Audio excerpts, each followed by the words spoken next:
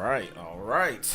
Looks like we are up and ready to go a bit quicker than I thought that it would be, because usually it takes a while.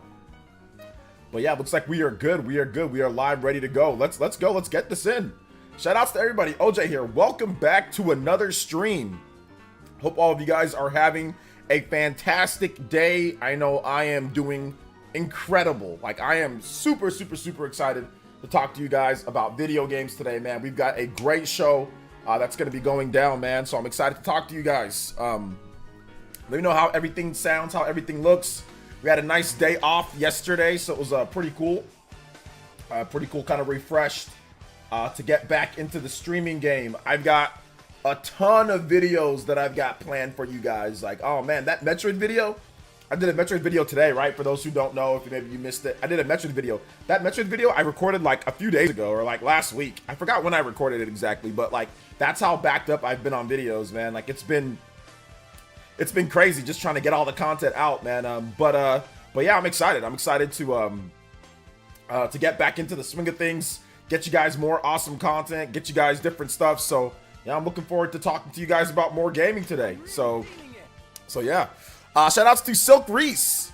Thank you for the 38 months. Oh my gosh, 38 months over on Twitch. Shout outs to the Twitch boys and girls. Let's go. We've got big spec leaks from the Nintendo Switch 2.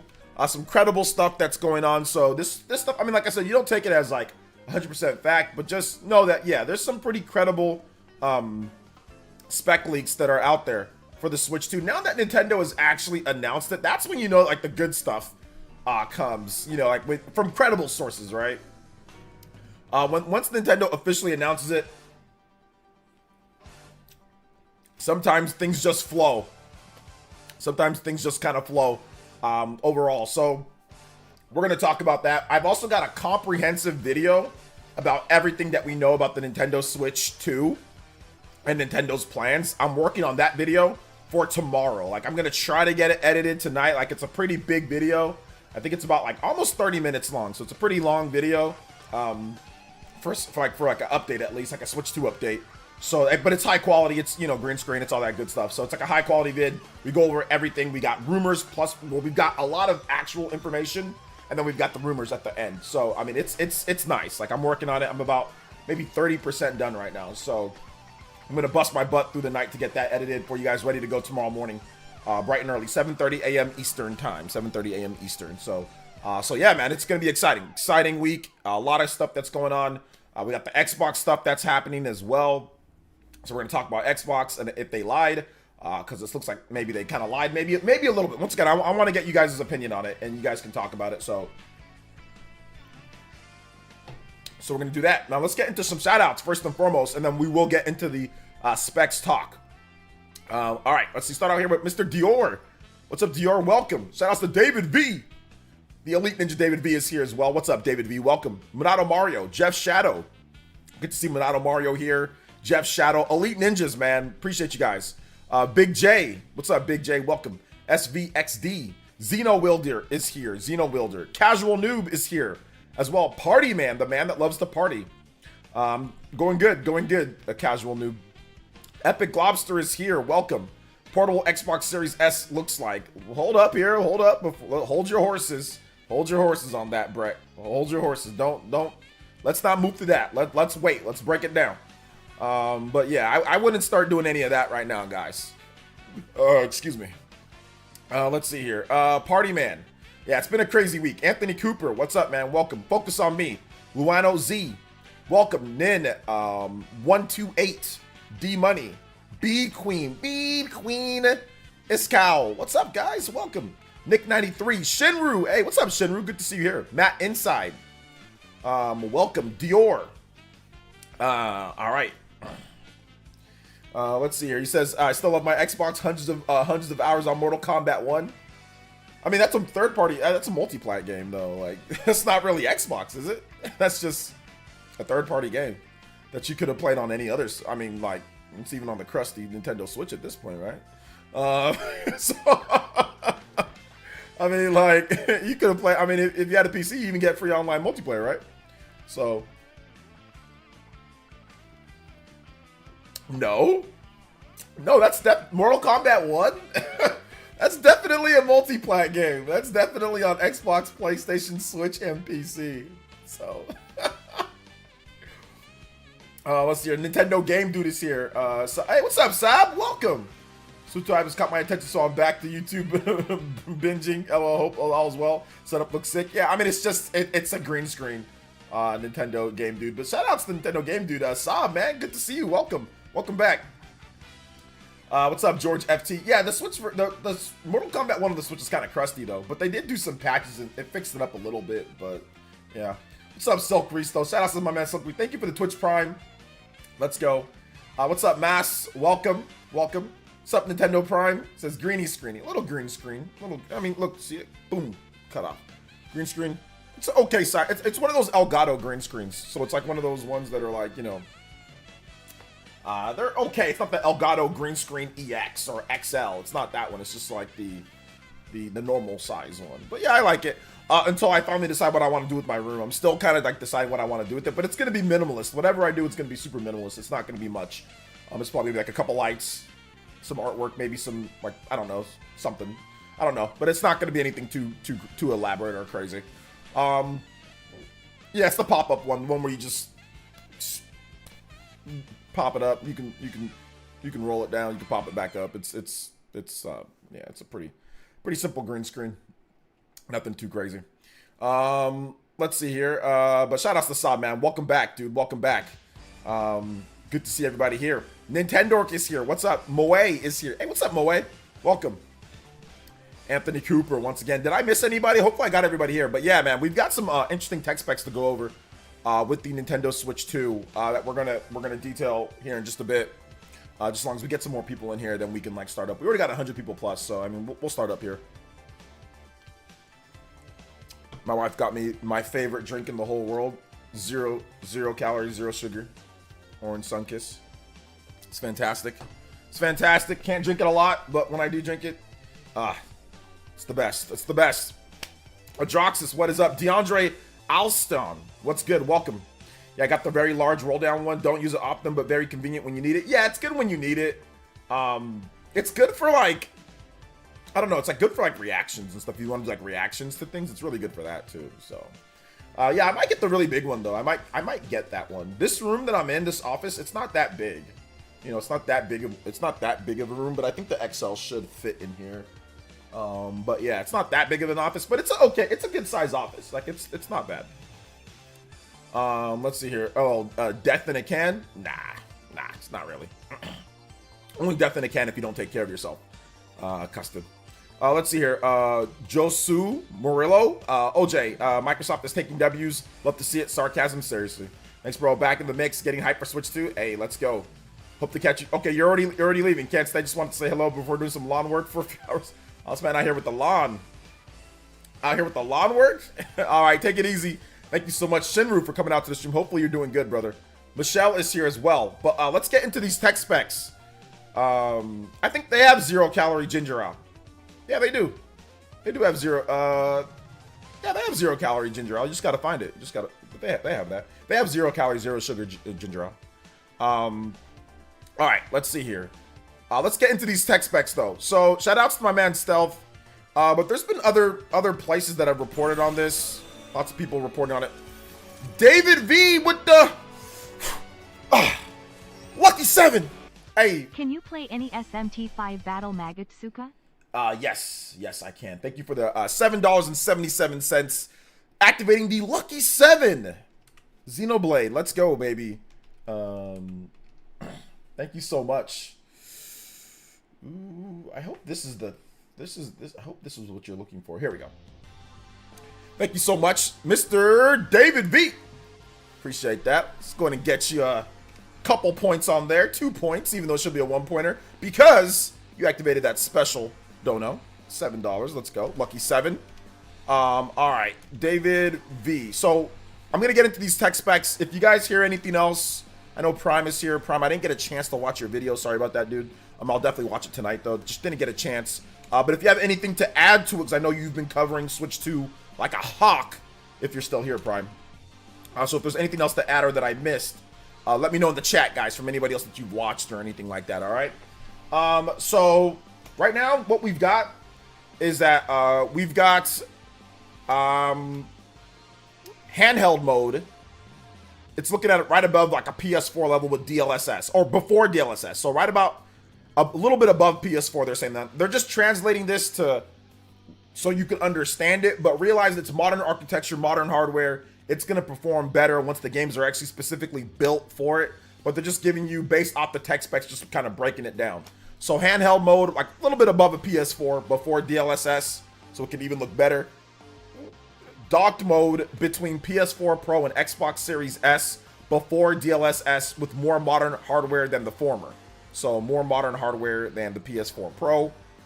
It's actually, technically speaking, kind of more modern hardware than Xbox Series S as well, considering it's just newer. You know, so it's going to be a bit more modern in some of its processes. But yeah, that's neither here or there. Okay, RAM slower than PS5 and Xbox Series S/X, but more capable than Xbox Series S. Should have about 10 to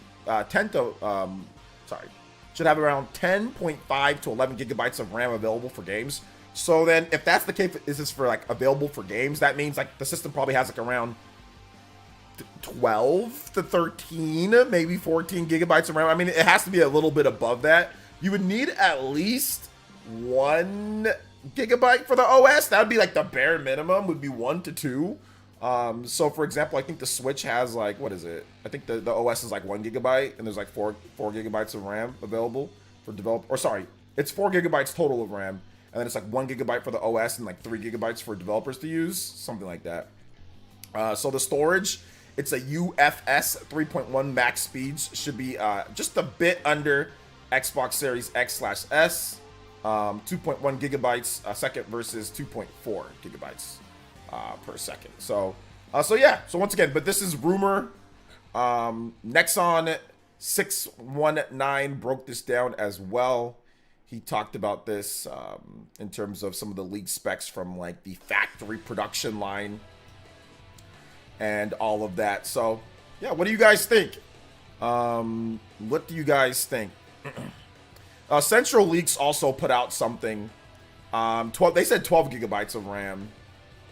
They also said that it's going to be, I don't trust Central Leaks, but 2 GB 7500 MTs LP DDR5 modules for the RAM. So pretty fast modern RAM, and pretty much the same stuff. And then also they said that there's going to be a built-in microphone.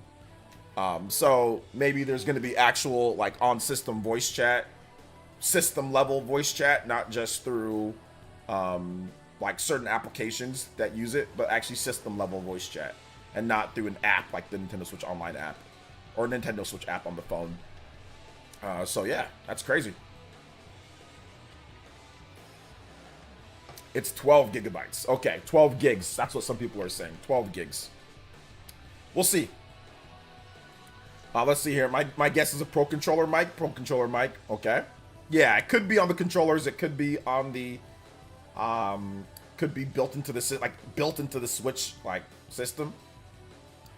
DLSS puts it in the Series S ballpark. DLSS. I mean, we have to wait and see. Once again, we have to wait until we actually get processes like to where we actually see the real in-game performance. It's one thing to put things on paper. On paper, you can say whatever you want. What happens like with the actual APIs and everything built specifically for the system? So that's why I'm not keen on saying it's like this, because on paper, Switch shouldn't be able to run anything, you know. So on paper, the Switch shouldn't be able to run anything. It shouldn't be able to run Doom 2016, right? It shouldn't be able to run a lot of the stuff. So that's why I'm saying like we gotta wait. Yeah, we can talk about ballpark, but let's wait till we actually see what's going on, and then we can judge from there. But yeah, ballpark and stuff. So I don't want to say that it is this or it's not until we actually see the games and it in motion, you know?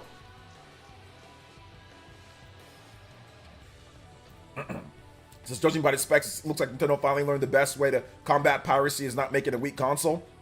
That's ridiculous, because the original Xbox was pirated like crazy. The Dreamcast, when it came out, was pirated like crazy. The PS2 was pirated.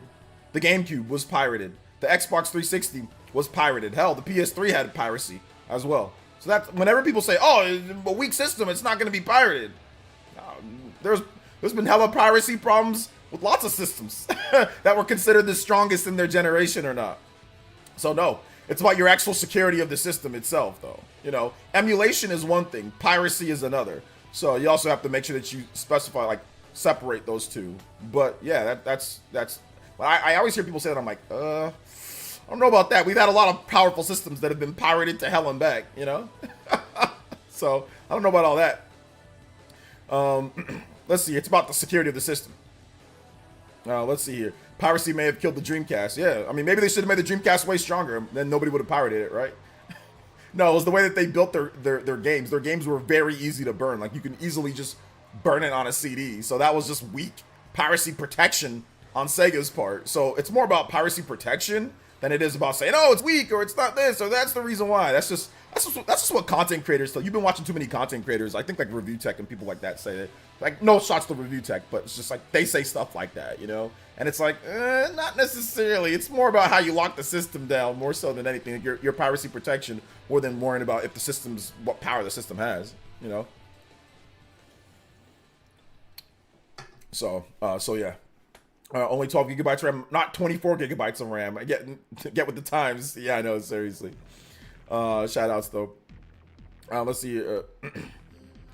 Shout outs to Review Tech. He's great, but I just, like I said, I hear people saying that, oh, well, this is the reason why. It's like that's such a like layman's term of looking, or like a very easy layman's way of looking at it. It's more than just power of the system. Like I said, Xbox 360 was the most powerful system when it launched, and that system was powered like crazy. You know what I'm saying? Like, that system had all sorts of piracy problems, you know? So yeah. Let's see here. Since Dreamcast had no copy, that's what I'm saying. It's more than just the power of the system. It's also about how you actually, you know, like, protect, like, lock down your system. So it's more than just the power. That's not dictating what, if your system gets pirated or not. Nintendo could have the most powerful system, but if they made it to where you can easily just burn CD or burn whatever, or you can easily just, you know, hack it, no problem at all, you know, then all of a sudden all that power does nothing for you, you know? Let's see. I'll concern myself with specs when Nintendo officially announces them. Yeah, these leaked specs seem pretty accurate of what it's going to be. But yeah, obviously it's a rumor. It's rumors, so don't take it as like gospel right now. What up, OJ? If all this before deal, some kind of excited Nintendo might actually have a console that can run modern games well, but built in might is crazy too. I mean, this is not an unforeseen thing. When it comes down to it, like, we had this, like, I guess, like, you could say, like, technically with the Wii U, with some of the games that were coming at the time, or like the GameCube, obviously the GameCube. But like with the Wii, if you look at, like, let's say, like, obviously the Switch, it could run some games okay, but obviously towards the end it started getting like, oh man, it just can't run them at all, or they just wouldn't come over. Or you'd see some games like, okay, it's all right, but not necessarily great. So we'll see now at this point, right? Because like the Switch launched at a really awkward time. Back in 2015, 2016, when you're trying to put together a system, they used the best thing that they could, which is a Tegra X1. That was a super chip in 2015. So really, you had to pick what you needed to do, and you need to get dev kits out there because they were thinking about launching the system in 2016. So you really didn't have any choice. Tegra X1 was the only chip, and believe it or not, they were actually going to go with a cheaper chip than that. But then the Tegra X1 just fell into their lap. Like, NVIDIA had that thing. That conference, Nintendo said, wow, that looks pretty good, let's just use that. So then they kind of changed it up at the last second. So thank God that happened, because that would have been a little bit of a disaster if they didn't have that Tegra X1 compared to what they were going to use before. Let's see here. Switch 2 leaks looking good. Yeah, Nintendo themselves really ever talk specs of their consoles the same other manufacturers. Yeah, they're not really worried about I mean, don't get me wrong, they're worried about the specs, but they're not going to talk about it because that's not what's going to sell the system. What's going to sell the system is games. Like, you can have the greatest specs in the world. Look at the Xbox Series X. Yeah, how's the system sales doing, right? How's the system sales? The system sales are not doing great. So specs is one thing. Games are the most important. So at the end of the day, like, everybody has their own policy in terms of how they talk about things. But I think Microsoft focused a little bit too much on specs in the system and not about actually managing their teams well. Because this is a mismanagement of, like, listen, I'm not here to bash Xbox. I've been buying Xbox since day one, okay? But, like, this is a gross mismanagement of game. Like, you don't know, like, they don't know gaming. Like, they know gaming, but then they don't know gaming. Phil Spencer and his team this is not acceptable, right? Like, I don't think this is in my opinion. The fact that there's so many droughts and you have so many issues with your first party. I mean, they're talking about now Perfect Dark is in rough shape, State of Decay is in rough shape, this is in rough shape, Everwild is in like all these games are being delayed in rough shape. Like you had the Redfall disaster, Starfield wasn't what it needed to be. Like this is such a reoccurring theme with Microsoft. This is mismanagement. This is not on the developers. This is not on the IPs. This is on the management of Microsoft. This is on Phil Spencer. This is on his people. This is on Booty. This is on, you know, these guys because they have not done a great job with management. But they have great hardware. Xbox Series X, Xbox Series S is good hardware. Those are good hardware, but they don't have the management for the games. Like, they really don't. I mean, personally, I'm not saying to fire everybody, but I would tear this whole thing down and build it back up. Like, I know that might be the death nail, but I don't know. I don't know, man. I don't know. Let's see here. RT says a lot of ridiculous stuff, especially when it comes to Nintendo consoles. Like, he still thinks Switch 2 needs more AAA games to succeed. No, Switch does need AAA. My boy is crying. Where is my wife? I hear him crying. Give me 1 second, guys. Let me call her. Just...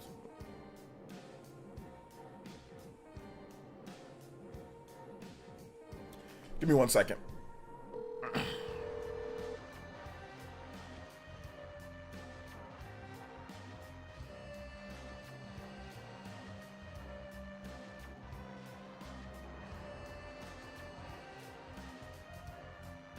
Okay, there you go. She's already there. I don't know. I just heard him. She's already going over there. She's comforting him.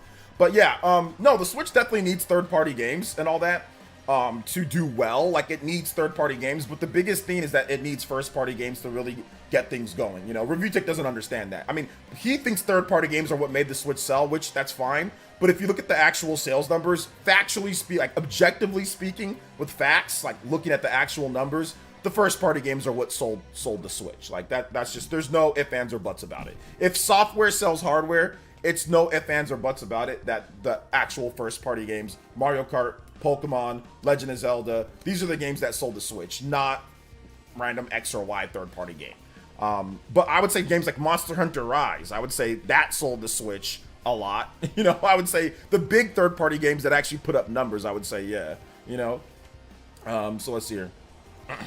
Since because Steam Deck is pulling away many customers like him. I mean, we still haven't gotten any Steam Deck numbers. So right now, it looks like the Switch is destroying the Steam Deck in sales. Still at this point, even by pulling away customers. So, I mean, once again, we can look at what people say online, and then we can actually look at facts. You know, and the facts are Switch destroys Steam Deck in sales. So, but for a lot of core gamers, sure, yeah, there's probably people that don't play Switch as much and they go to Steam Deck, and that's fine. But right now, numbers wise, Switch is beating Steam Deck pretty handily. I'm curious how long dev cycles are going to be with Switch 2. More power, ironically, leads to more complicated development cycles. Yes, Nintendo addressed that, and I will go in depth into that in tomorrow's video, Huddy. So, but yes, that is a given. Like the long story short, yes, the development cycles are going to be a bit longer, but Nintendo's going to need to optimize their development even more. You know. I bet Switch 2 will be $350. I'm guessing $399 because the OLED is $350. So I'm gonna guess that it's gonna be $399. Let's see here. You didn't miss anything. We're right at the beginning. We're talking about the Switch 2 spec leak right now. The specs leak. Phil just yapping and not action. Yeah, kinda. Let's see, with the state of AAA gaming these days, Nintendo okay without him. I mean, definitely you'd want to get some of them, Ares. You'd want to get some of the big ones like Metaphor, Refantasio, and stuff like that. You want some of those games that are going to do well. You want the indie games, you know. But yeah, do you need every single big AAA Western game? You know, like Suicide Squad? Not really. That's a flop. Like, you don't, you know, I mean, it'd be nice to have it, but do you really need stuff like that? Or like Destiny? I mean, it'd be great, but you don't really need those type of games. Like, to be honest, like, it can do fine without it. But yeah, it'd be great to get those too, you know. I'd say indies sold Switch more than traditional third parties. I agree with that. Devolver Digital, which is one of the biggest, if not the biggest indie publisher on the Switch, and Xbox, PlayStation as well, they flat out said that Nintendo gamers are way more willing you know, to play their indie games and to, you know, do all that. So I would say, yeah, I would say if you look at stuff like Hollow Knight, you look at like, you know, Hades, games like that were incredible. They sold a lot on Switch, more than a lot of AAA third-party games. So I have to agree with that sentiment, Brian Jedi. Good to see you here. Welcome. Hades 2 came out on Steam Deck, probably sold a bit. I bought Hades, but it's just Steam Deck compatible. I don't know if it sold Steam Deck more. Once again, they don't give us numbers, you know, we don't get any numbers from Valve, so we can't say this or that sold this or whatever because we don't have any numbers from Valve, you know? So until we do, I'm just gonna say, look, there's no numbers from them, you know? Yeah, but third-party games is what he wants, those corny AAA games like COD, Mass Effect. I mean, I want Mass Effect too, CD Projekt Red games, etc. That's fine. He can if Switch 2 doesn't get those, then they don't get those. Then he can just play it on whatever else. I mean, everything doesn't have to be for everyone, you know. But I mean, we all know COD's coming. COD's coming, but yeah, I don't really think to be honest, I don't he's not a Nintendo guy, so it's okay, you know. Let's see here. People say Steam Deck will be more relevant than Switch when you can't even buy it in various retailers. That's what I thought was weird from the beginning. People were saying that, oh, it's going to do this and that. It's like, dude, it's not even available in retailers, you know? Can you tell us what the spec and how powerful it is? I can't tell you that. It's rumored, right? So I can't tell you what the facts are. But I can basically tell you that it's going to be around what you see like with the Xbox Series S or PS4 Pro. Just think about that, but modern architecture, maybe even better because of DLSS. So think around that. It's going to look modern. The games are going to look good. I mean, the games are going to look good and run fairly good for the most part, right? So that's what I can tell you, but I can't, zero cool, like we can't sit there and say that it's factual or anything right now, right? So yeah. The voice actor says voice Final Fantasy is going to be the voice of Galactus. Yeah, Joseph, that's great, but I don't really care, to be honest. I don't even know what the hell you're talking about. I don't know what Galactus is. So you want to explain that to me first? Xbox had the entire console generation with the Xbox One to reestablish a cultural identity and refine the process of the series generation. It's been arguably worse, in my opinion. Phil's bigger fail. Yeah, that's the problem that I have. I have a problem with that because Phil Spencer spent all that generation getting developers, and they spent a whole nother generation buying more developers, and they still haven't hit on where's the new Gears, where's the new, like, where's the big new, I mean, they have Halo Infinite, but that's, you know, always online, the single player's all split up, the free to play, it's like, where's all the stuff that you were known for? Where's the Fable's taking forever, where's Perfect Dark, where's New Banjo, like, where's all this stuff that you were looking, that, you know, that you said that you were going to deliver, you know? Nah, sales don't matter. Apparently Steam Deck is much better than Switch because PC gamers' opinions are facts. Right, there you go. Do you think Switch 2 will fix the performance issues with latest Pokemon games? If they release a patch for it, yes. It's an uncapped frame rate as well, so it can just brute force it, but it would have to be a patch to really get it to be fixed. Epic Globster says Steam Deck won't even sniff Switch sales numbers, and also won't reach Switch 2 numbers when that releases. Steam Deck is way too niche, can't even buy it retail. Yeah, Switch 2 might immediately beat out the Steam Deck numbers, to be honest. I'd rather play stuff like Hollow Knight, Wargroove, and Chained Echoes than most AAA slop. I mean, I like a lot of indie games too. Check out my top 25 indie games on the Nintendo Switch. That's a banger video. I read that Hades 2 doubled in sales compared to the first one on first day. I did not read that yet, but I mean, I bought the game, so I wouldn't doubt it. By not putting themselves, my boy, he is just on one today. By not putting themselves at the very cutting edge of the power curve, Nintendo positions itself well because mid-tier will always be a bit easier to develop towards. Well, when it comes to indie games, Sicilian Gamer, it doesn't really matter, right? The more power you have, the better for the overhead. That's actually better for an indie developer that maybe doesn't have the time to have to just really optimize and optimize and optimize. But I think that if you're talking about Nintendo's first party games, they put themselves in a position to where they can develop software and people will buy it because of the attitude of the gamers that buy the Nintendo Switch. Not necessarily because of power. Power is one thing, but it's about what you, like, how much of the tech are you using. So Nintendo's tech is limited compared to Xbox and PlayStation, so they only have it. They have a ceiling, but they've also trained their consumers to not necessarily worry about tech as much. So you can sell a game like Princess Peach Showtime and sell 1 million copies of Princess Peach Showtime. That's clearly a C-level, you know, mid-level game. That is not a big budget game, you know, not even close.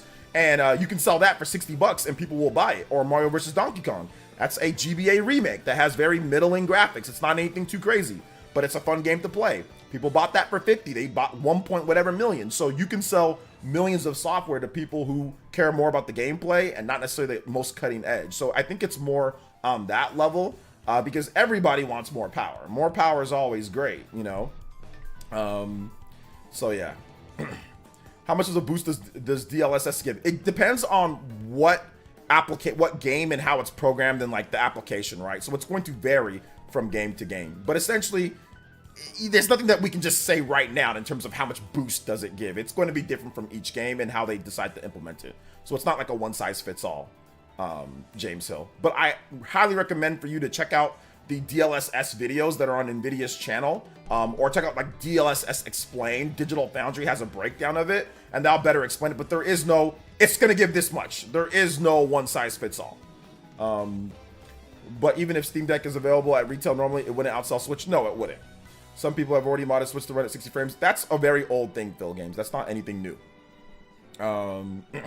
Steam Deck probably isn't selling well since it never gets sales numbers. I think it's doing okay, but for what it is, but it's definitely not like, it's not selling anything significant in terms of massive numbers. So yeah, it's not doing anything like that. I feel like Switch 2 could potentially match Switch 1 console sales, it being backwards compatible and highlighting Switch 1 owners will jump over. It could match Switch 1 sales, but it needs to be on sale for a very long time. And Nintendo needs to have compelling software. Like the software has to be even more compelling than what they offered with Switch 1. And that's going to be a very, very hard task. I mean, it's more likely than it's going to sell less. Like if you just were a betting man, I mean, obviously bet to sell less. But there's a possibility. Depends on how long it lasts. Depends on how many models they come out with. Like let's say they come out with like a Nintendo Switch 2 Pro.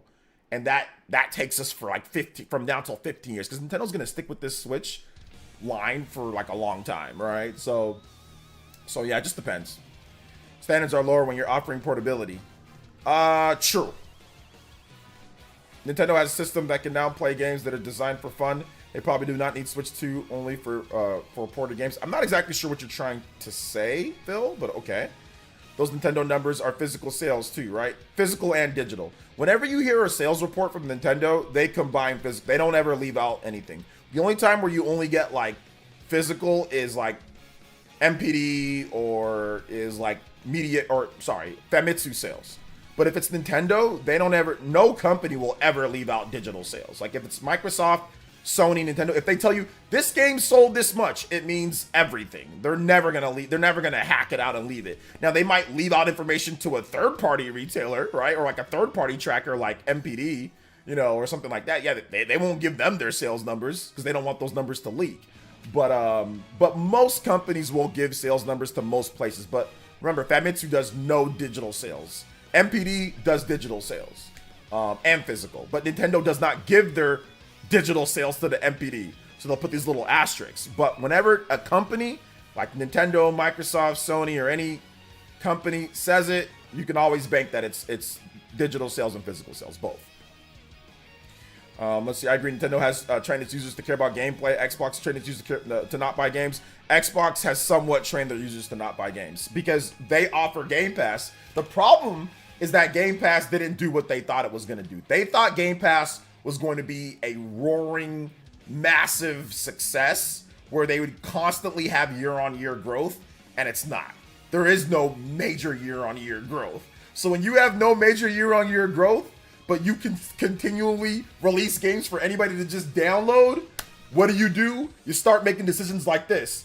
We don't know if Call of Duty's gonna be on Game Pass. But wait a minute, didn't you just say that every single first-party game that you own is gonna be on Game Pass? Yeah, but, you know, we're not really making more money on Game Pass. I mean, we're making money, but see, that's why they're so sketchy about it, because they know, man, this is a big decision. If they put that thing on Game Pass, it's instantly, if you see some growth, that's good, but it's not gonna cover people buying it for $70 day one. You know, it's not gonna cover that spread. Game Pass, unfortunately, is not sustainable. If you have to double back and question if you should put it on there or not, you have problems. And that's just basic business. If you have to question whether you should put, you know, what you said you're going to do. If the rumors are true, then you're in trouble.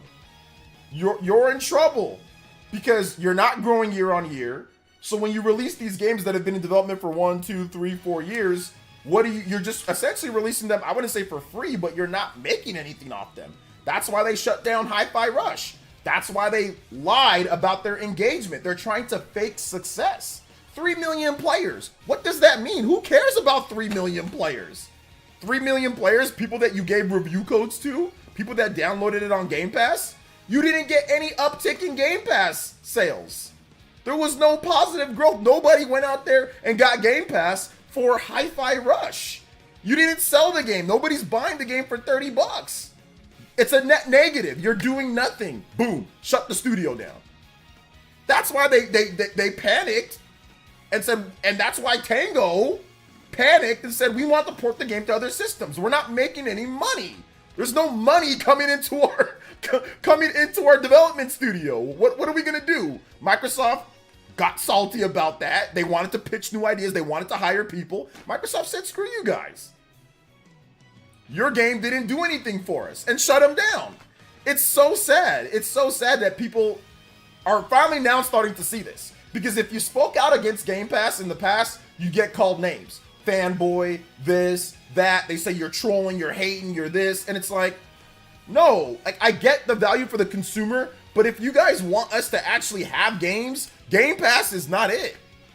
Or it's gonna start niching down to where you're only gonna get the biggest games, right? Because you only are gonna make games that move Game Pass. Hi-Fi Rush and a lot of games don't move game. Like a new Banjo is not gonna move people to buy Game Pass, you know? So yeah, that's the problem right now, guys. That's the big problem.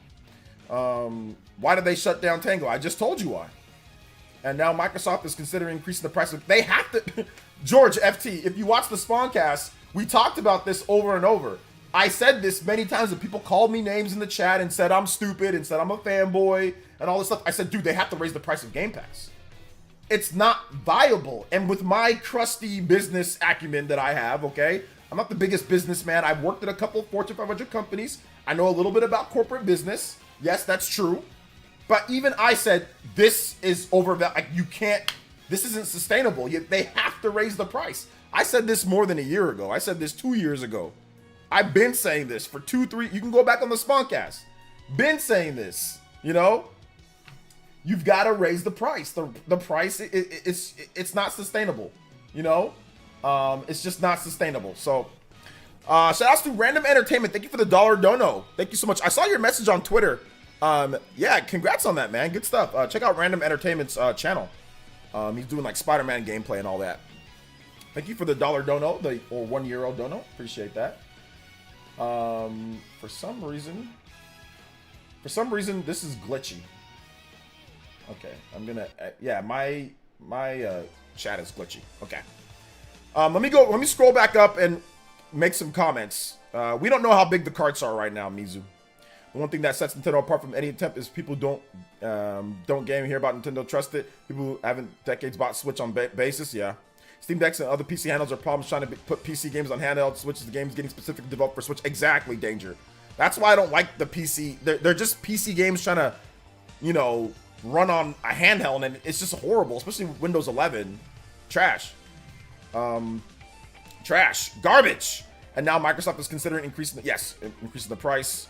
They closed down Starfield Studio. They did not close down the Starfield Studio. No. They did not close down the main team that made Starfield. No, they did not. Shout outs to Sicilian Gamer with the $5. Thank you for the $5 dono. Appreciate that, man. Let me read your comment. And he says, the problem is that Xbox spent millions on legal fees to lie to the FTC to acquire more devs when they can't properly manage what they have. Yeah, exactly. But that's because they're trying to transition to become a major publisher. That's the thing that's the big thing here, guys. That if there's any takeaway with this, is that Microsoft is transitioning to be completely third party and just put out a PC handheld or put out a PC thing for people to play, like Steam, like Valve. Valve is completely, you know, they're the owner of Steam, right? And then they just put out a hardware for people to play, right? I think they're trying to move into that type of thing where they're just hey, look, we're a distributor of everything, but we still have hardware. If you want our hardware, buy it. Cool. If you don't, that's cool too. You know, we're good. Let's see here. It says George says Dreamcast guy also say Game Pass don't work either. Yeah, I mean, right now we're looking. It's not working. It's not working. It's like people don't learn from Netflix or services increasing their prices. Seriously, people don't understand. Every other streaming service has been increasing. It's only inevitable. Game Pass would follow suit. Yep. I have a Series X and I haven't played it in over a year. Last game I played was latest Horizon. Yeah. Thank you for the $5. I appreciate that, Sicilian. How's the music audio? Is it too high? Not high enough? Let me know in the chat, guys. Yeah, I had Game Pass for like 2 to 3 months, but decided to cancel because I have too many streaming services already. Yeah, I've only had a Game Pass when I bought like a Pop-Tart for like $1. Or Game Pass was like I bought a box of Pop-Tarts and it came with Game Pass for like $1. So I tried that out, and then they got me for 1 month because I forgot to cancel it. But yeah, I barely played it. That's true though, Jason. You're right about Steam Deck because it does have the Steam OS and like the big picture mode and all that. So it does have that where it does play like a handheld, but there's still a lot of weird little things with Steam Deck that I just don't like. It still feels like a PC just in handheld mode, and that thing's too damn big. It's such a massive system. But yeah, it's good for those who want it. Shout outs to Sicilian Gamer with another $5. You are now the Hokage of the stream. Thank you so much. Sicilian Gamer with the $10 total. Anybody who does 10 or more, you can tie up my man Sicilian Gamer, beating out David V. But David V is still the stream ninja. Anybody who does more than $7.77, you can beat out my man David V at the top of the board. Sicilian, thank you for the back-to-back $5 donos, dude. I appreciate that. Let's get you a 10 on the board. I know what track you want, but for some reason my my Internet Explorer is acting funky. So yeah. So let's see here. He says Owada took a massive pay cut to not lay off workers. When the Wii U didn't do so hot, Xbox terminates their only Japan and critically acclaimed studio. Yep. I agree. It's ridiculous. It's crazy. Of that. So yeah, I agree. It's trash. Bad management. Service fatigue is a real thing. It really is. Woodpit. I agree. Sortable Shelf over on Twitch says I haven't cared about the Xbox brand since 360 days, and seeing how badly things have been going for Microsoft has been wild to see. Yeah, it's almost like they're going into their showcase with no hype, man, which just sucks. I mean, but we'll see what they can do to turn it around. But honestly, with they've got to do something, because I don't think this Game Pass thing is gonna work. I don't, unless they, once again, they have to subsidize it by selling on all systems, no matter what, you know. So they have to subsidize it by doing that. So we'll see what they do. We'll see what man, this microfiber cloth, it's invisible, but this microfiber cloth cleans my hat very well. But yeah, man. Hey, what's up, Gustavo? What's up, the Great Wah? What's up, Level Designer? What's up, guys? If I haven't said what up to you, make sure you say what up in the chat. What's up, 1000 Year J2 says Super Giant rubbing their hands like Birdman for console debut of Hades 2 on Switch 2. Oh yeah. Oh yeah. Oh yeah, because they're gonna make a lot of money. I think it's a good idea to invest in Nintendo stock right now. And I would say if you're gonna get in on Nintendo stock, do it now. There's a little bit of a dip. So if you're gonna buy Nintendo stock, do it now. Because once the Switch blows up, the Switch 2 blows up, the stock price is gonna go up a lot. So if you can grab a piece of Nvidia or grab a piece of Nintendo, do it now. But once again, I am not a financial provider. This is just stuff that I heard through the grapevine. I am not a financial provider or anything like, or a financial, you know, person. So just keep that in mind, guys. Keep that in mind. So that's just me talking. I'm not giving you advice. Let's see here. Shout outs to Random Entertainment with another $10 euro. Says, shout outs to you, Young Diamond Hokage Dono. Bro, I meant to send you this, but super chats for me were messing up, so it was a test pilot. Thanks for the shout out on my channel. Nintendo content soon. Yeah, shout outs to Random Entertainment. You guys check him out. His channel's cool. Got Spider-Man content. He's gonna have Nintendo content. So I appreciate you, bro. I appreciate you coming out to the stream. Let me go ahead and get you a 2-pointer on here, man. We out here. Thank you for the support tonight, man. And that does get you as the Hokage of the stream. First, JoJo. Thank you so much. And the Hokage with $11 total. Anybody does 11 or more, you beat out Random Entertainment on the board. And check out his channel once again, dude. Thank you so much. Yeah, your content's looking good, dude. People are subscribing, so that's good. Congrats on that, dude. Congrats. Just keep it going. Keep it pushing. I'm surprised Game Pass hasn't increased yet when PlayStation already increased PlayStation Plus. Yeah, they're going to do it, though, Daniel. They're gonna do it. Hey, OG, almost getting done with Stellar Blade. Yeah, I'm almost done too. I'm in the last part. I just gotta do some fishing stuff, so I'm just taking my time doing some fishing. Hey, what's up, Gamer Gods? Welcome to the stream, brother. How you doing today? Xbox really out here with the Drago. If they die with their studio, bro. I'm telling you. It really is like that right now, bro. Yeah, that's not investing advice, guys. It's not investing advice. Jose, you know Switch 2 is probably going to be bigger since the power. They need a bigger battery and more cooling. They also have 8-inch screen. Yeah, it's going to be bigger than the Switch, yes. But I don't think it's going to be bigger than the Steam Deck. No. I don't think it's going to be as big as the Steam Deck. So I'm guessing it's going to be somewhere in between that. But I think it's going to be smaller. I think it's going to be smaller overall than the Steam Deck. Because remember, the Steam Deck is a massive kit, bro. Like, Steam Deck is a massive device. So let me give you guys a little, for those who don't know. Here is my Steam Deck. All right. I've got a Steam Deck. I've got a Switch OLED right here. So, and this is, my OLED's a little bit bigger because of the Joy-Cons, and I'll get that dono in just a bit. So this is the standard Switch. I'm guessing it's going to be around this size, but the screen's going to be, if it's 8 inches, you can put a bit more here, and it'll still be about this size. So if they make more ergonomic Joy-Cons, I'm guessing the Switch 2 is going to be about this size. Okay? Here's the Steam Deck. Even with my other Joy-Cons that I put on, this is the Steam Deck. You guys see what I'm talking about here? And that's this is with my bigger Joy-Cons. I don't think Nintendo's gonna make Joy-Cons this big. See what I'm saying? So, man, even with that, Steam Deck still got it by a bit. So, the Steam Deck is a massive device. It is a massive juggernaut. Now, it's not super thick, you know, but I mean, it's and it's comfortable to hold, but it's just, bro, I mean, I don't know, man. I don't know. So this is Steam Deck OLED. This is the in-between model. I forgot what it was. It's like the $500 one. So yeah, it's that one. Hold up. Where's this? And once again, these are custom big hands Joy-Cons. You can get a lot of Joy-Cons that are way smaller than this, that are more ergonomic than Nintendo's Joy-Cons. So, and like I said, these are big hand Joy-Cons. Cause I got big hands. So, so yeah. What the hell is this? What's going on with this thing? All right, here we go. Sorry, I did not know how to put this thing up. But all right. Shout outs to Sicilian Gamer with another $2. Says, K-Dot, not like us. He isn't copyright claiming. No. I'm not playing. I'm not playing any rap music or anything like that. I know he's not copyright claiming, but I'm not gonna play any music like that. Just policy. So yeah. If you can pick something else though, I got you. But yeah, I'm not playing any type of rap music or anything like that. Just because of, like I said, language stuff. But I appreciate you, Sicilian. I really do. Thank you. But I can play whatever. I can play any other video game check that you want me to play, and I can also put your name up here on the board, as the stream, as the Hokage, because you passed them back up because another $2. So I can do that for you, Sicilian.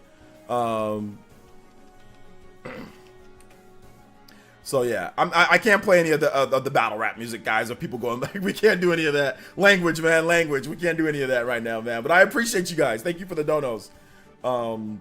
Steam Deck is the size of a Chick-fil-A ordering tablet that they carry around. Oh man, dude. Seriously, Steam Deck won't even be close to power and Switch 2 if the rumors are true. Well, we'll have to wait and see. Once again, it's one thing to put it on paper. It's another thing to actually, you know, see how the games are and everything. Also, yeah, I don't think they're the mobile pad. They're like the I think they're like Nixie. The Nixie Joy-Cons that I have. How does Xbox bounce back? Xbox bounces back by making games, man. They need bangers, but I don't know, dude. They're in a bad spot. This whole they went all in on Game Pass, and they really shouldn't have. What they should have done, they should have made it like a gradual step up. They should have made it like, oh, maybe you get, you get some old games. You don't get stuff day one, but you get some old games. We're gonna put together a little combination, and then they should have just focused their resources on actually selling new games and selling their big titles. Listen, sometimes it's okay to do things old school. You don't gotta be like, oh, I gotta do all this new stuff. Sometimes it's okay to just sell a game, you know? I mean, like, sometimes it's okay to just, hey, you make a game, it's been in development for 3 years, and you just sell the game, you know? Like, sometimes it's okay to just sell a game, you know? You don't got, oh, well, if you buy this tier, you get this thing, and if you do this tier, you get this, if you buy here, you get early access, if you buy Starfield beforehand, you get 3 days early. It's like, sometimes it might just be good to just, you know, make a game and then sell a game. $60, $70 if the game is worth 70. If it's a big game, like the next Halo, let's just say they got a big Halo game that has single player, multiplayer, co-op, all of that. Not this, we're gonna break it up and it's free to play, and but like a real Halo game. And it, like, just sell that. Like, just make it, sell that. You know, like Halo 4, right? Halo Reach, Halo 3, Halo 2. Just make a normal game. Like, you don't gotta turn this into like rocket science, you know? Just make a normal game and sell it. And make your innovations within the game. Let's see here. Shout outs to Random Entertainment with a 20 euro dono. Oh my goodness. My man Random out here slanging. Thank you so much for the big 20. We're gonna go ahead and give that a 4-pointer. Get us on our first combo breaker. 2 JoJo's on the board and back at it again with the going back and forth. $31 from Random Entertainment today. Thank you so much, man. I appreciate that. He says, so now that my super chats are working, shout outs OJ just for simply providing amazing content and giving my 9-day content a shout out. You got me into Switch when it was NX. Keep on with the grind. I love you, man. Hey, love you too, brother. Thank you for your support, dude. Seriously, Random Entertainment. Yeah, man, let me know what you're doing. I don't know if you're going to do any podcasts or anything like that, but yeah, let me know. I'll definitely be more than happy to come on, or maybe when I do something, we can have you on for like Nintendo talk and stuff. So if you're going to really start getting into content creation, let me know. Just keep me posted. I'm already subbed to your channel. So yeah, keep me posted, man. Thank you so much, Random Entertainment. You guys check out his channel. Thank you for the big 20. Man, you are out here, dude. Anybody does more than 20, you can beat out Random Entertainment on the Stream Ninja. Biggest dono per the stream, and then 31 for the Hokage. Thank you so much. Also, Vice with the $10 says, congrats on the new setup. Looks great. I know it's been a long time coming. Yes, Vice, it is. And I'm terribly, every time I feel bad because I have not got that video done, but I'm still waiting on a certain part that I'm getting to do like a little overhead and a certain type of setup that I want. I don't want green screen. I want my normal office for that video that I want to do. So I'm waiting on a couple different things. We want to get some panels and stuff.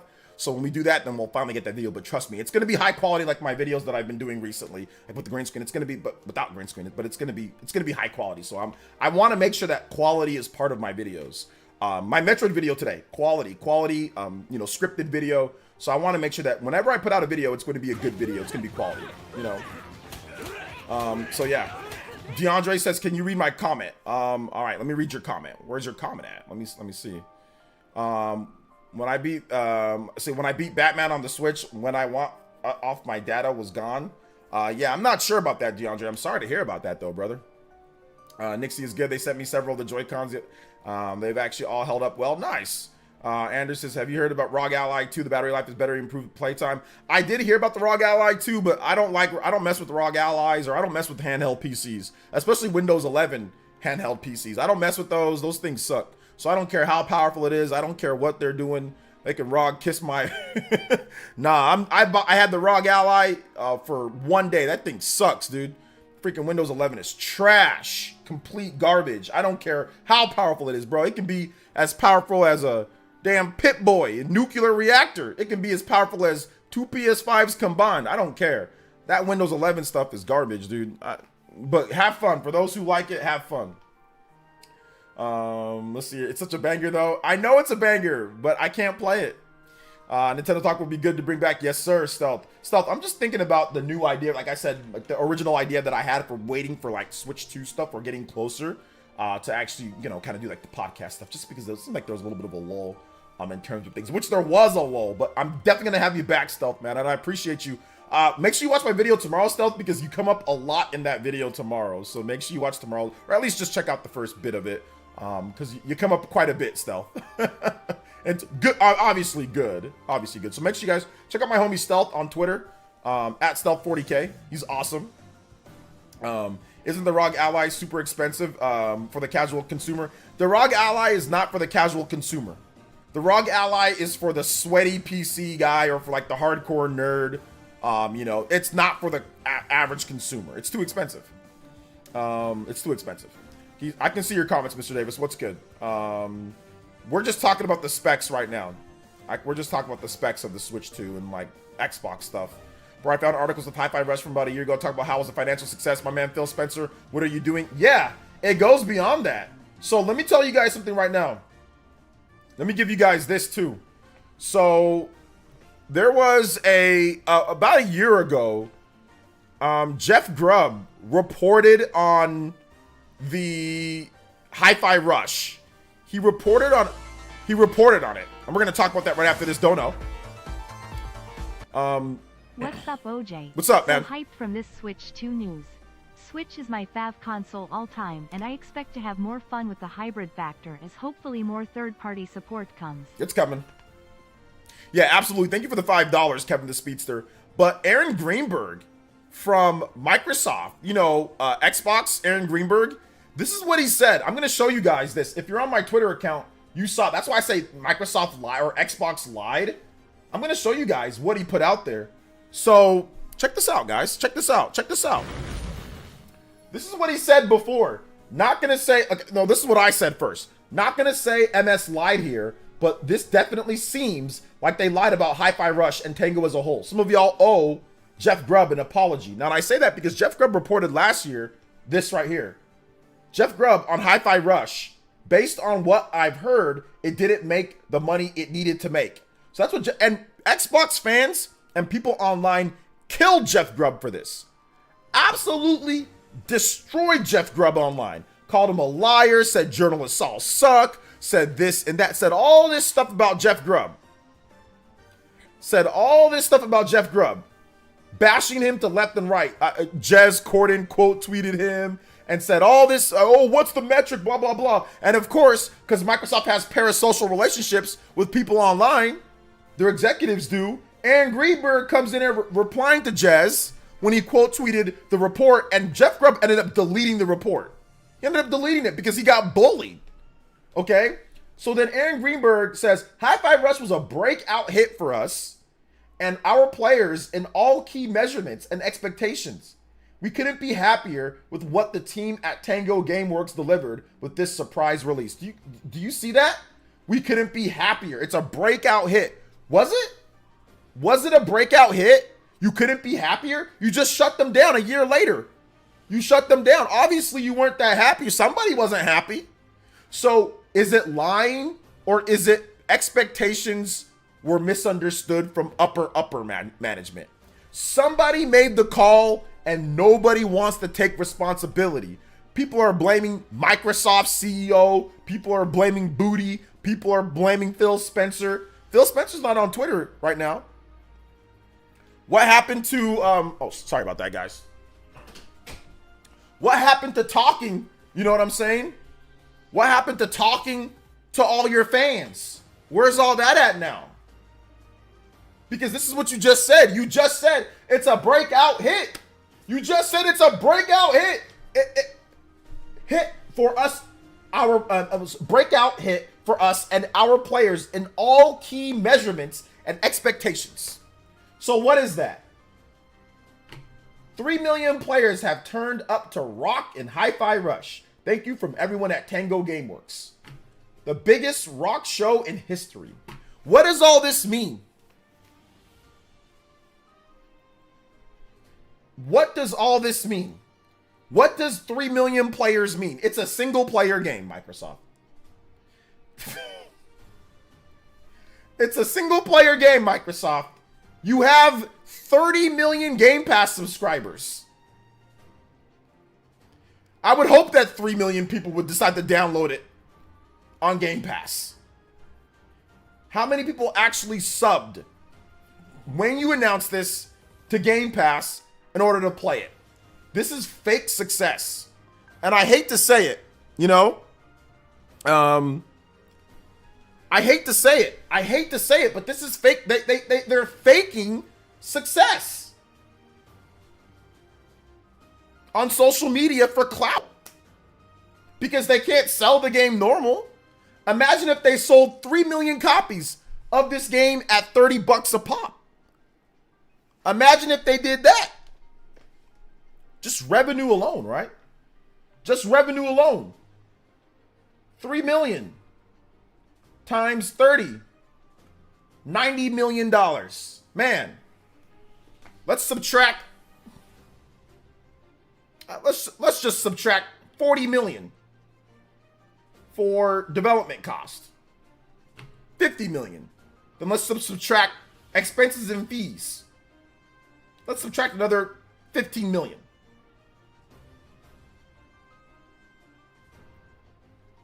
$35 million that they could have had if they actually sold it normally. Minimum, if they sold 3 million copies.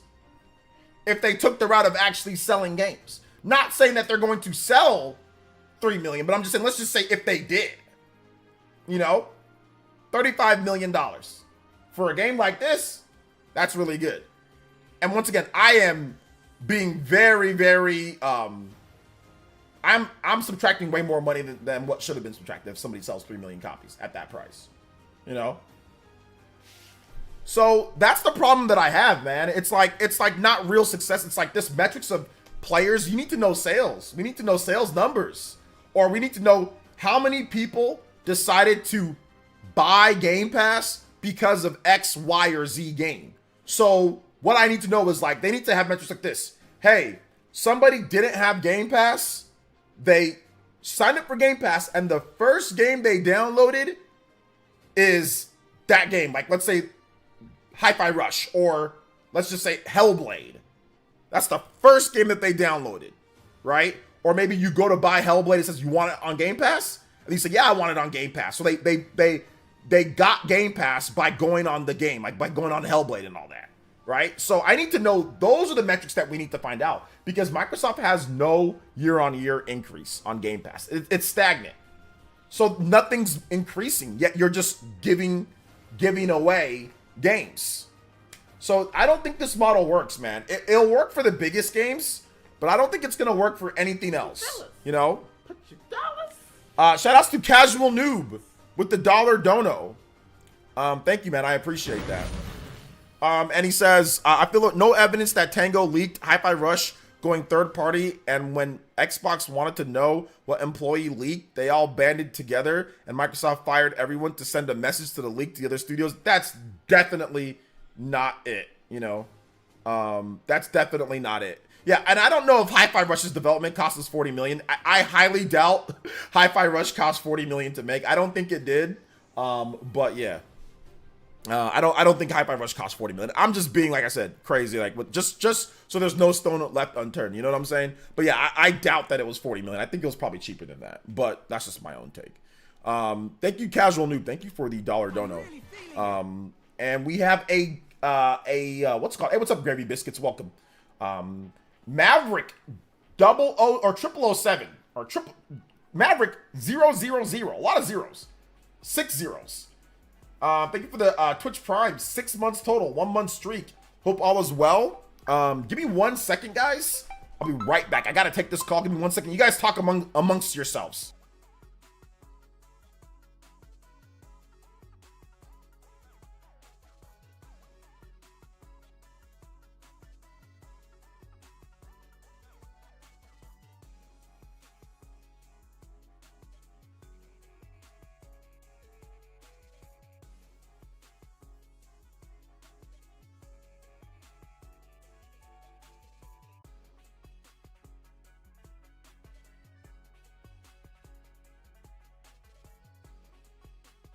Sorry about that, guys. I just have to make this because, like, it's a situation where I gotta take it. Anyway, whatever. They'll call me back. I hope they call me back. We'll see. All right. Do we know how well it did on Steam? We don't know how well. They didn't mention sales numbers on Steam.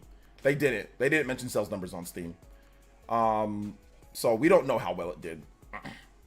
Half-Life Rush took 5 years to make. Yeah, but it wasn't in. I think it took 4 years to make, and it wasn't in major development for all those years. It started out with like one developer just kind of toying around with ideas, and then it went into major development for like a good like 2.5 years or so, 3 years. But it wasn't in major development for like 5 years. No. Maverick requested a song with the sub. He did. Let me see. Can I get Robo's theme? Yes, you can get Robo's theme. Thank you so much. Sorry about that. I don't know why I didn't see that last part. Robo's theme. Okay, I don't know. My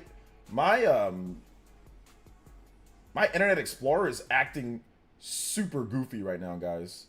So I'm probably just gonna exit out of it and maybe just use Google. We'll see. This is just acting really weird. Shout outs to Random Entertainment with another $20. Thank you so much, man. I'm gonna read your comment in just a bit. Robo's theme. Thank you so much for the big $20 donos today, dude. Robo out here. My man, Random Entertainment out here. Thank you so much, man. All right. Random Entertainment says, whoa, OJ Sama, thank you for sending your S-tier ninjas to my channel. I totally agree with the subscription model isn't working. You have always been on the money when it comes to gaming business. Get on the PE Patreon. Yes, sir. Yes, sir. Thank you for the support. Okay, that's not working either. So I don't know what's going on with the music today, guys. I'm sorry about that. Do not know what's going on with the music today. Thank you so much, Random Entertainment. Dropping mad love once again. You guys check out my man, Random Entertainment. Check out my boy, dude. He's out here grinding. Check out my boy, 51 on the board. Thank you so much, dude. Seriously. Thank you for the big donos today. Let me open this back up. Oh, goodness gracious. All right, I'll be right back.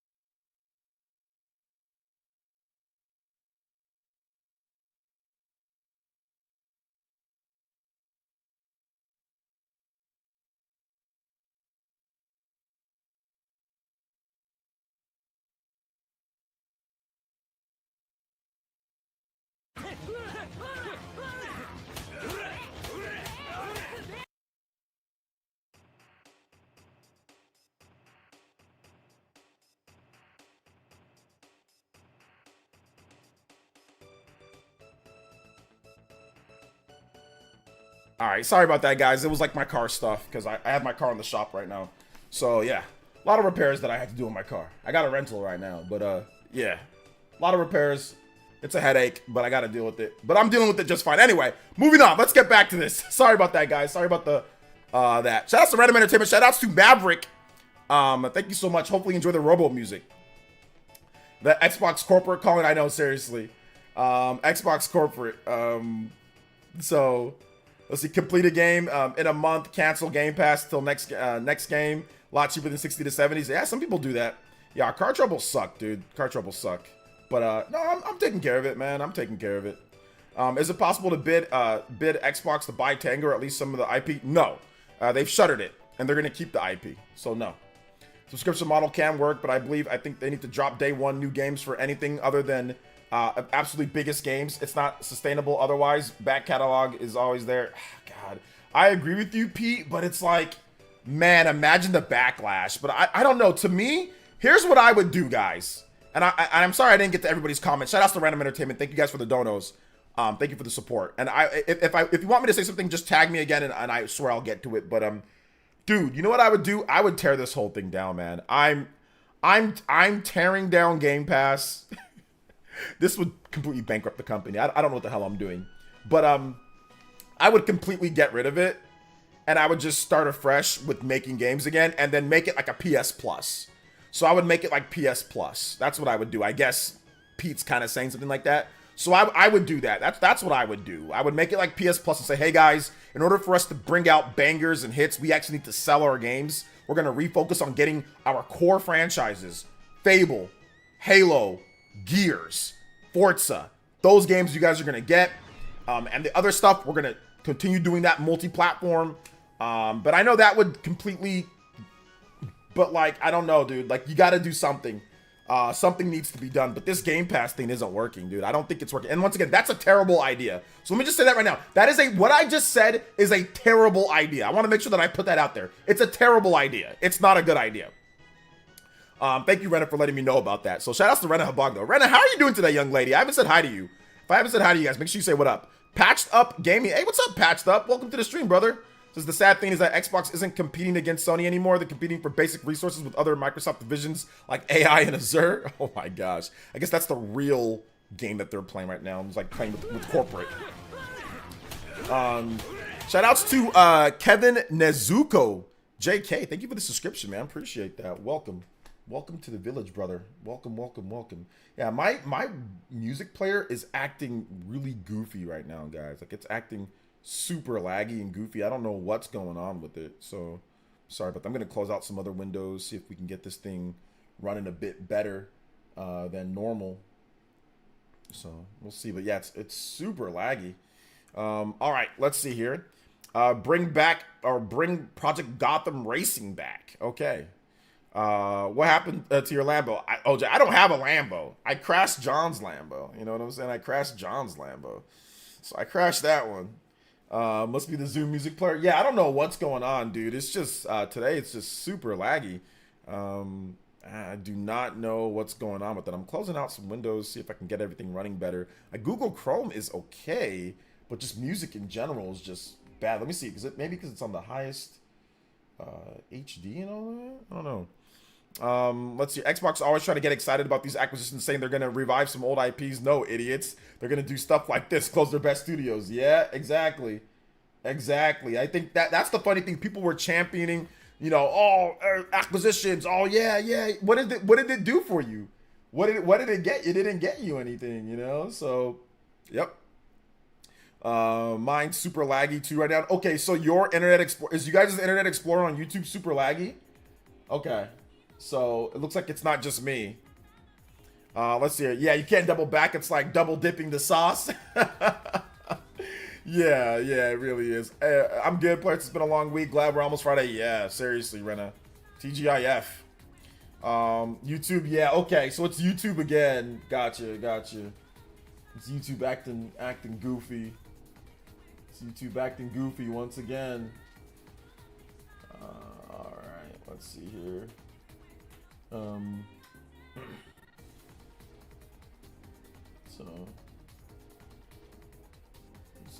So yeah. YouTube acting kind of weird. Let me see. I think now it might be a bit better. I think yeah, now it might work a little bit better. Let's see. Subscribe to Game Pass to fix Internet Explorer lagging issues. Yeah, there you go. Just got to do that. The annoying part, it takes people losing their jobs for people to understand what Microsoft is doing is bad. Yeah. I think that Patched Up, you know, said it best. You know, when it comes down to it, they're just competing now for resources, and like all that bravado, all that money, all that doesn't really mean much when you're not producing actual tangible income coming into the studios. Game Pass, it's not succeeding.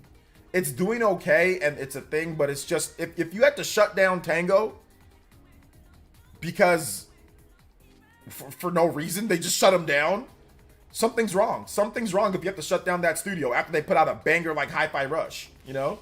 Something's wrong, because it's not like it's a $70 game and like it's a Suicide Squad, all right? It's not like it's that. You say it's not a good idea to tear everything down, and I can kind of see why, but but if they focused on game output again, like they did in the 360 days, that would probably get me to care about Xbox again. That's true.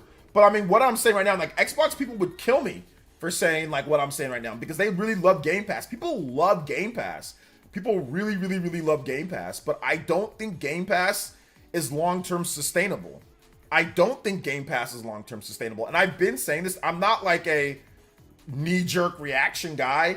I've been saying this for a long time. You guys have heard me say it for a while. I don't think Game Pass is sustainable. I don't subscribe to Game Pass. I think that Game Pass is good for maybe children, or maybe Game Pass is good. Obviously, if you can't afford as many games per year, Game Pass is good for that. But for the sustainability of gaming, and if you want constant bangers in today's day where devs are making $70, $80, $90,000 a year, if you want consistent bangers, you've got to be careful about how much tech you put into something.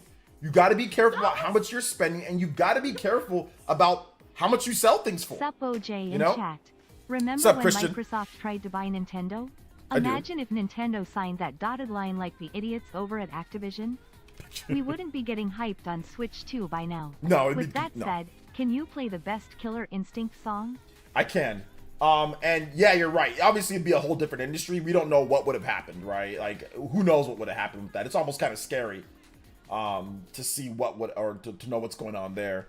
But yeah, thank you so much. Thank you for the $2. And thank you for the $3, Christian Me World. 21 on the combo count. Let's go. Thank you so much. I appreciate that. Thank you for the support, guys. So we've got Killer Instinct. Killer Instinct. I think I like the I think Saberwolf theme. Yo, shout out to David B with the Urubudos. Can Let's you go. play Still Move Forward from XB2? Yes, I can. Thank you so much, David V with the big $20 as well. Yo, let's go.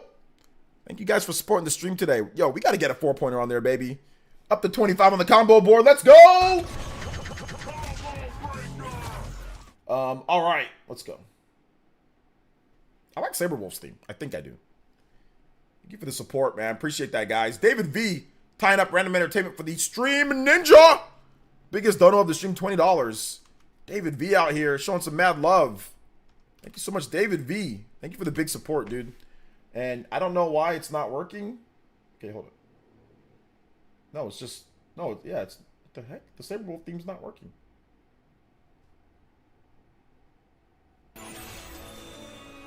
What the heck? Shoutouts to Rena Habab with the $7.77. Can I get some SMT music? You sure can, young lady. You sure can get some SMT music, but for... All right, here we go. Yeah, I don't know what's going on, guys. This music is acting funky.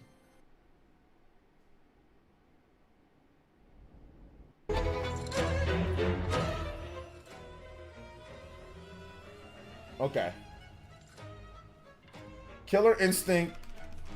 We're just gonna play the main theme because this is not the Saberwolf theme that I know. Shout outs to Rena. Shout outs to David V. Shout outs to Sicilian. Thank you guys for shouting with the donos. Appreciate you guys. Goodness gracious. Y'all out here today. Thank you, Rena. I'm giving you guys some extra points too, so we can hit our goals. We're getting some extra points for like the Lucky 7, for like the Urobudos, all that. So thank you guys for your support today. Let's go. Shout outs. Let's get it. Thank you guys for the support. Seriously, that means a lot to me. Seriously, you guys are freaking incredible. What's up, Hutzil? What's up, man? Welcome. Game Pass is okay, but in my case, it just ends up like a lot of subservices I have just sitting there waiting to be used. Yeah. I believe they're not ready to take the L for years until Game Pass becomes successful. Just like it happened with Netflix, the same business model. Oh, man, dude, can you really wait that long? Can you really wait that long? I mean, maybe you. I guess they're gonna do it. Yeah, they're just gonna wait it out. I don't know, but Netflix is different because Netflix you can easily watch a show for 30 minutes. And games are like you gotta play for a longer period of time. You don't have as much time. It's easier to consume TV shows than it is to play video games, right? Because like, let's say you're playing like a big RPG like Starfield, that might take you how long compared to like watching like a TV show or something like that, or watching like a series. It's different how you consume it, Hey, what's up, Rax? Welcome to the stream, brother. How you doing today? I think a lot more Recore games and budgets will be something MS to consider. That's what they said, but let's see if they can actually go through with it. Question: if Peach can be a ninja and all these other cool roles, Princess Peach Showtime, how does she get captured by Bowser so easily? You didn't watch the Mario movie? You didn't see what happened? That's how she gets captured so easily. The Mario movie. Oh man! But remember, her powers in Princess Peach Showtime, that's not her natural power. She was granted those powers by that specific thing inside of that house. So that was the magic there. It's not like she can turn into a ninja and she can turn into all these things normally. That's not her normal power. It's based off of what was happening inside of that house or inside of that play at that time. So keep that in mind. See, sup, OJ just recently got a fat PS2. It was my uncle's. It still works, and he has a lot of, still has all of his games. Nice, let's go. Yeah, I gotta have at least 1.5 to 2 hours to enjoy a game. Exactly. So like, if you don't have that time, you rather just like sit down and maybe watch a show for a little bit, and then sometimes just exerting effort to play a game, watching a TV show or whatever, it's a lot lazier, right? When you have to play a game, you have to actually like pay attention for the most part, unless you're playing like a casual game, you know. So that's the problem, like with Game Pass. Like, it's like, yeah, you got all these options, but are you really gonna sit there and like exert energy to play all those games? You know, I don't know. I'm not sure about that, Mizu. You can ask them on social media though if you want. Like, you can just like email them, or you can just ask them on social media.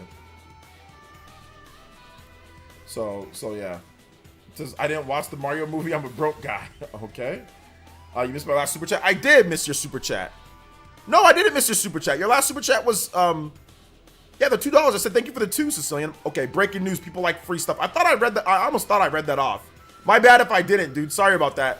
I'm thinking maybe I'm brain farting right now. But thank you, man. Thank you for the $2 support.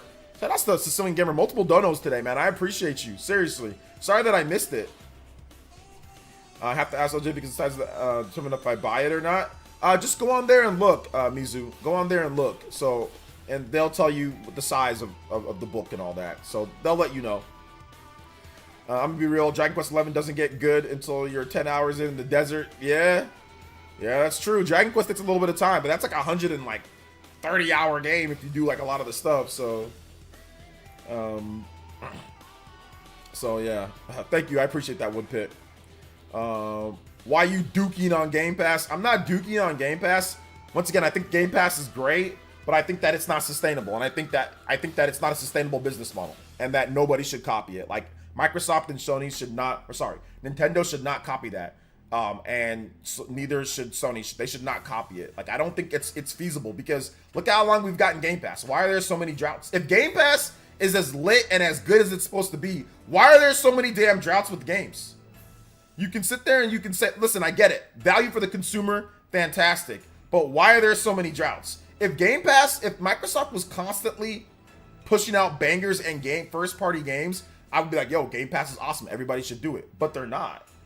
That's the problem. They're not. Like, there's another drought. Like, we're not. The first-party game for the whole year is in May. In 2022, there were no first-party games at all for Microsoft. The Xbox Series X and S have only been here for about 3.5 years. And you've already had a year and a half where there's been nothing.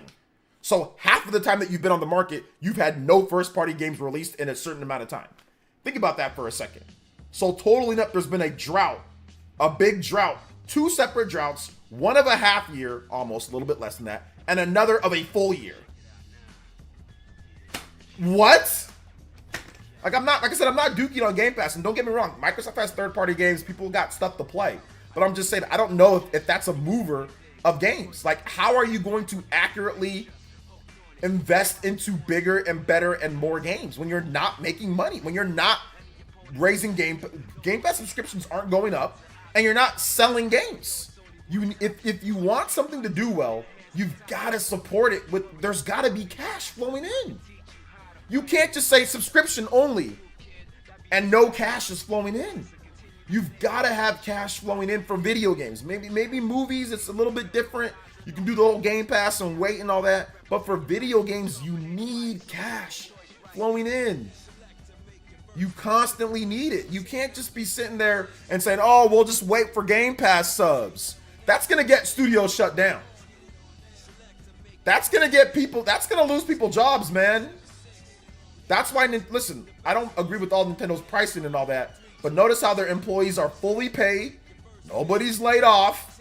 Hella games are, even in this year where there's not much, we still get remasters, remakes, whatever. There's Princess Peach. We got Paper Mario. We got some stuff. We got another like, at least they're doing something. Nintendo Championships. Yeah, it's not great, but at least it's something. That's because there's money always coming in and they're working on the next system. But even last year, we got big games. Tears of the Kingdom, Pikmin 4, Super Mario Bros. Wonder. We were getting big titles. Well, why did we get Super Mario Bros. Wonder? Well, we got Super Mario Bros. Wonder because Odyssey sold 20 million. Because New Super Mario Bros. Sold 17, 20 million. Look at Mario Party Superstars. Why we get Mario Party Superstars? Well, because freaking Super Mario Party sold 20 million. So they get money, so they reinvest it back into it to pay employees, to hire more, and to make more games, and to train them to make games. Like, that's how it works, guys. This Game Pass stuff is not foolproof for everybody. Maybe it'll work for Microsoft. Maybe I'll eat my words 10 years from now. But me, I'm more conservative with things like this. I think if you like Princess Peach Showtime, you think it looks dope, you want to see more Princess Peach Showtime, buy it. Don't wait for Nintendo Switch Online or whatever. Now, if you can't afford it or whatever, that's fine. Buy what you can afford. If you can afford Game Pass and that's good for you and that's what you can afford, do it. All I'm saying is that I don't think it's sustainable for the long term. That's it. That's it. You know?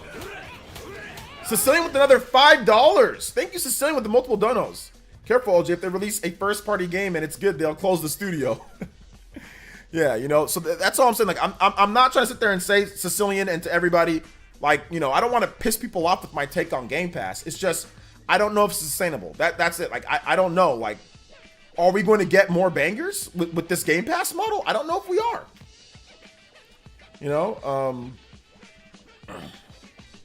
the only way I can see Game Pass being successful is Microsoft goes beyond having it on a console and PC. It needs to be available everywhere. Yeah, but not everybody wants Game Pass to be there.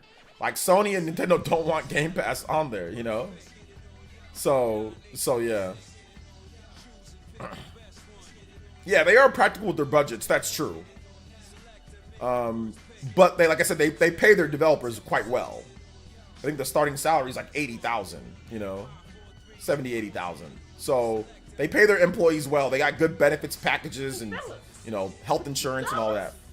So that's the Christian B with another $3. Let's go. I once spoke with a game dev who bragged about getting hired with no game dev and game design skills. Surely they got hired because of nepotism. Okay. They're the problem too, not the ones with actual talent. Just throwing my 2 cents. Yeah, that's like a whole nother other thing. But I can feel you on that. Nepotism, like with family members and things like that. Absolutely. Absolutely. Yeah, Nintendo doesn't overspend. I do think dev cycles are extremely different now than ever before. We got 3 Uncharted games in one generation. As for Nintendo, I'd be curious what dev cycles are for. Yeah, I agree, Vegeta. It could get longer. But I mean, look at Tears of the Kingdom. Tears of the Kingdom had a pretty long development cycle, you know? Quantum Redshift was a good Wipeout clone. MS didn't regularly release it. Yeah, I don't know what the hell that is, but yeah, I bet. Shout outs to Random Entertainment. Oh my goodness. Yo, another one. Yo, Random Entertainment is showing out today. Make sure you guys subscribe to his channel, dude. Seriously. Thank you so much, Random Entertainment. With the 32 on the combo board. Another 20 euros. Get us to 71 on the board. Hokage. My man is rolling. Thank you so much for the Thank you so much for the donos, man. It really means a lot, and it does help out a lot, dude. Seriously.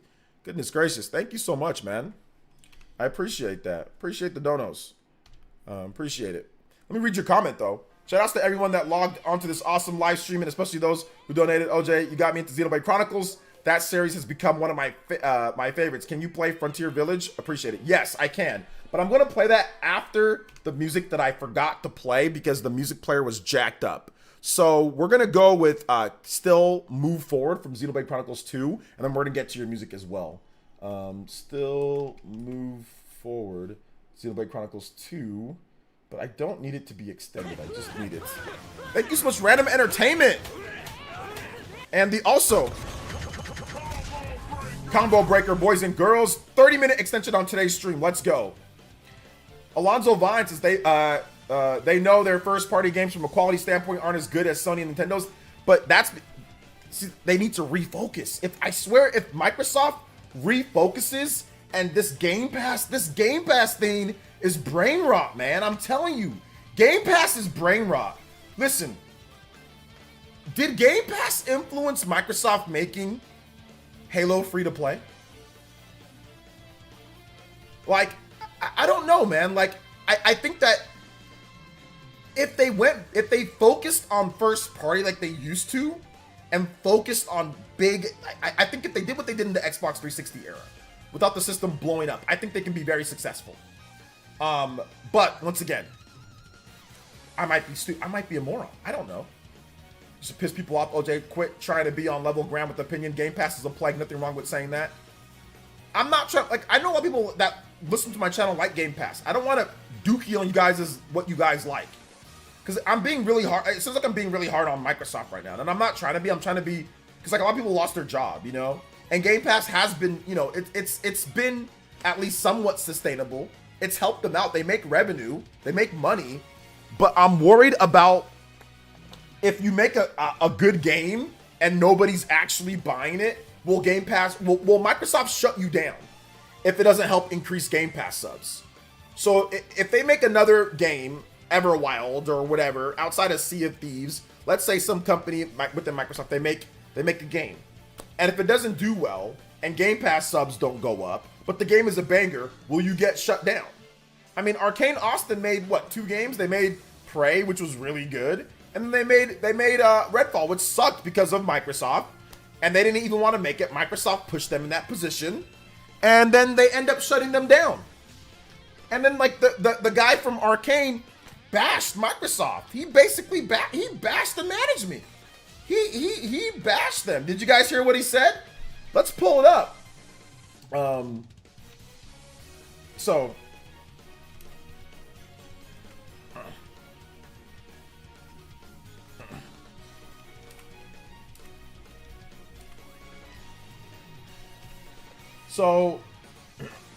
So here we go.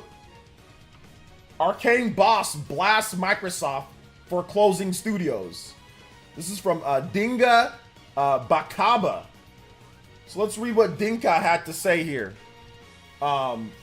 He blasted them. And I'm gonna get to you guys' comments on this too. He blasted them. Let's see, you making Game Pass look a bad value for consumers? No, it's a good value. That's why I wanted to make sure that I'm fair with that. It's a good value. But the problem is that it can cause issues like this. Nobody's making money on the games. Like if your game doesn't move Game Pass subscriptions, or if Microsoft's other big hitters don't move Game Pass subscriptions up, what's on the chopping block are developers like Redfall, Arcane, and Tango. That's what happens to where you got to refocus, and really it's all about just Halo and, you know, what? Bethesda's big games, Starfield, and stuff that actually moves hardware or moves Game Pass subs. So, all right, here we go. So let me make this a bit bigger.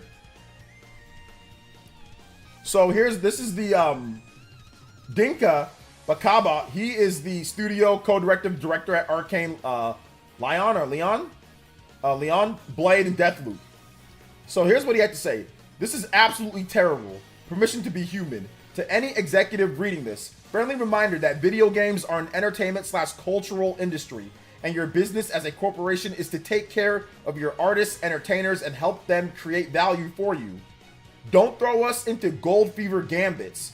Don't use us as straw men for miscalculations/blind spots.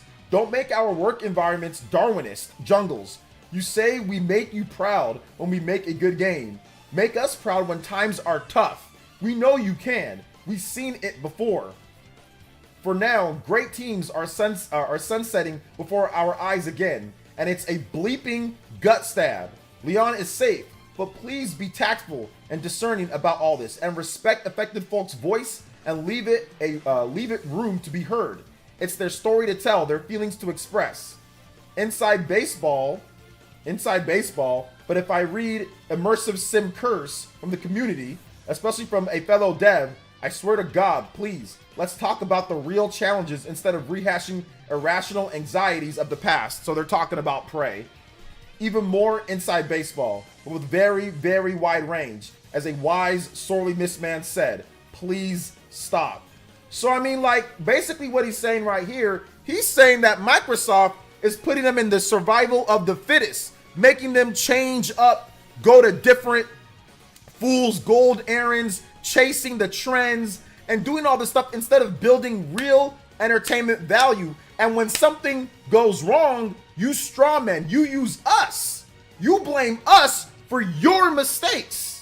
That's what he's saying right here. Miscalculations and blind spots, uses as straw men, right? use us as, oh, it was this, oh, it was that, oh, we're reinvesting this and that, when you're the ones who decided for us to do this. That's exactly what he's saying, you know? And it sucks. And, you know, I guess there's some devs saying, oh, the immersive sim, Prey, it doesn't do well. That's why they got shut down. It's like, bro, stop the cap. Okay, stop the cap. Microsoft is the ones that push them towards doing the Redfall game, the always online, and that was Microsoft. These guys make offline games. They made Prey. Arcane Austin made Prey. They make Dishonored. This is the Dishonored developer. Arcane. Okay, they make immersive sims. They make these PC type of you know, games, first person, you know, they don't make online multiplayer nonsense. Okay, they've never done that. That was Microsoft. That's what he said right here. He said Darwinist jungles. So for survival of the fittest, making it like compete against each other, who can make the most money, who can do this, who can work the most hours, who can do all this stuff to rise up, you know? And then when times are rough, this is what you do to us. Remember, and I know everyone's been saying this, but remember when times were rough for Nintendo? Who took the blame for that? When the Wii U wasn't selling, when games weren't selling, who took the blame for that? Management. That's the problem with Microsoft, man. Their own studio lead is bashing them. You know? Their own studio lead is bashing them. Dishonored was really good. No, they're safe though. Like Dishonored did well, but you know, Arcane Austin, they made Prey and they made Redfall. But they only got one shot. They got one shot with Microsoft. Prey was well before Microsoft, right? So they got one shot with Microsoft. They made a bad game because of Microsoft, because of the management, and then they axed them. Crazy. Tango's closure is almost as tragic as Sony Japan Studio. It's almost as tragic. I mean, it's more. No, Sony Japan's is way more tragic because Tango was an acquisition. Sony Japan was their first studio. Without Sony Japan, there would be no PlayStation. So that, to me, that's like backstabbing, dastardly, like you would poison your mom type, like kill your parents type of stuff. To me, that's the most dastardly, maniacal thing that I've seen in a long, like closing down the studio that you first started with, that made you Sony Japan, that you their first studio. That is some dastardly, backstabbing, maniacal type of stuff, man. I mean, I don't even. It's just crazy. It's one thing for an acquisition, which is still terrible, but the studio that made you who you are, like the studio that is Sony, your first ever studio, and you close them. That's. I couldn't. I don't know if I could work for a company like that personally. I don't know if I could. That's so backstabby. But hey, what do I know? I'm not in the development industry. Sicilian Gamer with the $2 says, I wouldn't say they're safe. Yeah, they're safe for now. Next game comes out, it don't hit. We'll see about that. Thank you for the $2, Sicilian. I appreciate it. Don't forget how poorly they treated Rare. Yeah, that's true. Well, until Sea of Thieves. Rare, they making money now with Sea of Thieves. They're good. OJ, look how they treated Rare after grabbed by the ghoulies. Well, I mean, they let Rare make stuff, but once Banjo flopped, that was when they were put like, hey, you guys got to make something that's gonna sell, you know. Yo, shout outs to V with the 77 months. Jonan tier. Oh my goodness. And we keep it going. Hugs, love you. Orange juice. Thank you so much, Velvet. I appreciate that. One away from a 35-minute extension. Let's go. Hey, fellas. Oh, we got it. Let's go. Thank you so much, Christian. People with the $3. Let's Iwata go. took a huge pay cut.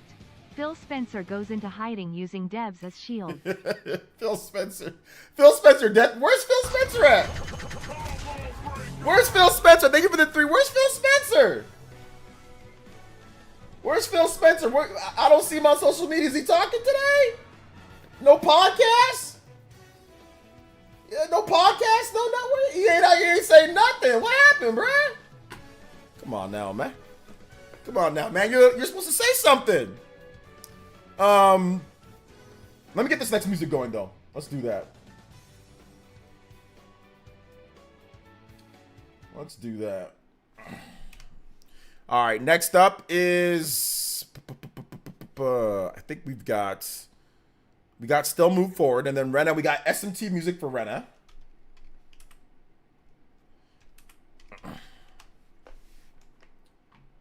So all right, here we go. SMT 3. Rare would be gone if it wasn't for Viva Pinata being a decent success. No, Connected Ventures. I think Connected Ventures was the real reason why they were able to stick around.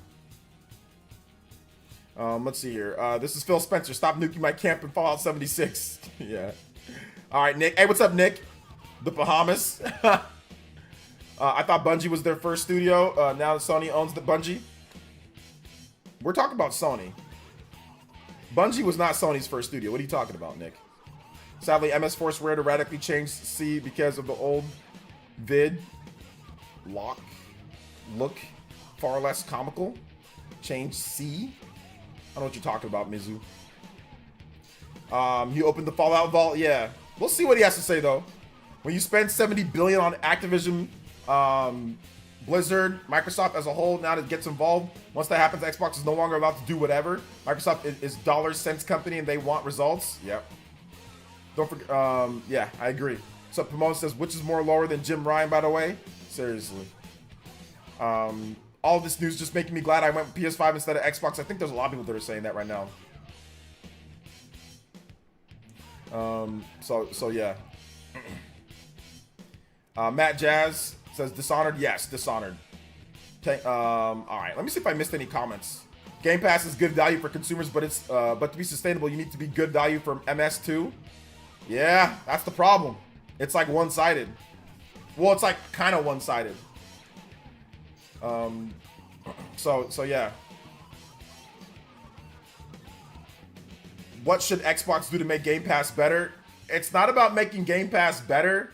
It's about making games better. Making more games. Like, the only way to make Game Pass better is to make more games and reinvest. But you have to raise the price. So it's a catch-22. It's a double-edged sword.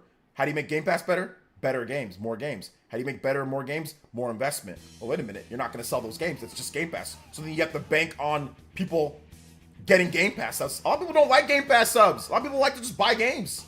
You know? But the problem is that you got a lot of people who do like the Game Pass. So you're not making that money. It's the worst double-edged sword, you know? Anthony Cooper with the $2 says, Persona 5 price, another version. Is it okay to play? Yes, that is okay to play. Thank you so much. Anthony Cooper with the dono. Thank you so much. I appreciate that, Anthony. Give me 1 second, guys. I'm going to turn on my air. It's just a little warm in here. I'll be right back, okay?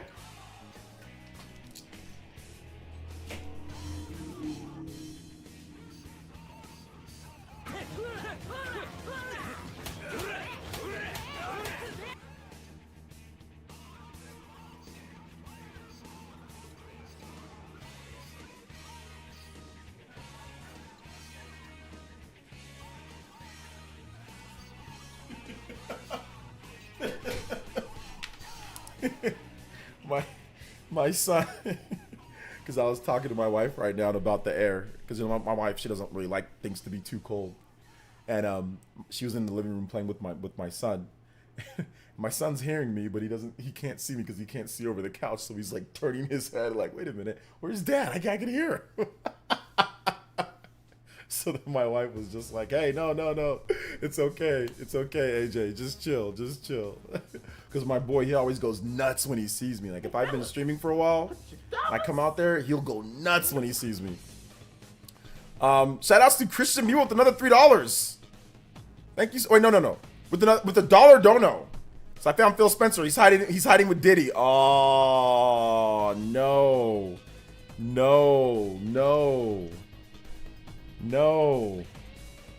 Let's see here. Comment on the rumored ROG Ally X. I mean, confirmed. Yeah, I'm not a big ROG Ally guy. I hate ROG Allies. Do you think we'll get Persona 5 Ultimax? Maybe. Maybe. That boy, man, he really likes me. He loves me. So yeah, I'm a good dad though. I'm a good dad to him. I treat him right. Feed him, change his diapers, play with him. You know? clean up all of his drool, all that stuff. But your background is ROG. Yeah, it is, but it doesn't matter. I just think this looks cool. Wait, is it ROG or is it Asus? Is that ROG Ally? I don't know what that is. But anyway, yeah, I only have it because I think it looks cool, not because I like the ROG Ally. What's wrong with the ROG Ally? Nothing. It's just not for me. I don't like Windows 11 handhelds. Let's see here. The problem is that, well, every Xbox game has to be the best game ever to cover up bad news. Good luck to Hellblade 2. Better be Game of the Year feel for the devs. And the pressure of that, yeah. Be Halo Infinite, the story and multiplayer stuff is so-so. Okay. Microsoft basically playing Russian roulette with the gaming studios. Anime? No, we don't watch any anime. We just watch Coco Melon. So, no anime with my boy Coco Melon right now. I feel so represented on Coco Melon. There's a little boy named Cody and his dad, and they're using curl sponges, and they definitely were making sure that they hey, we need somebody to know what's going on here. So we watch Coco Melon together. Me and my boy, we watch Coco Melon, and we watch a father and his son and the mom. They all do stuff. They all like do different, like go grocery shopping and stuff like that. Crispy Tofu with the $1 says, "Hey OJ, how exactly does Microsoft gauge the success of Game Pass title?" I don't know. I downloads. I'm not sure. Not at this point. No, not watching Berserk with the child. I'm not watching Berserk with the child, but yeah, Crispy, man, I don't know how they do it, bro. I don't know how they do it at this point, bro. It's Starfield did good because people actually bought like Game Pass for Starfield. People actually, you know, subscribed for Starfield. People, like, there was a positive uptick, at least at the time, in Starfield. So like you can gauge the success, and people were actually buying Starfield. You know, people were buying it, you know, full price and stuff like that. So Starfield's success was easy to gauge. But a lot of these other titles that don't have the cachet, it's going to be harder to gauge if it's successful or not based off of just pure downloads. All right, next up, we've got music to play.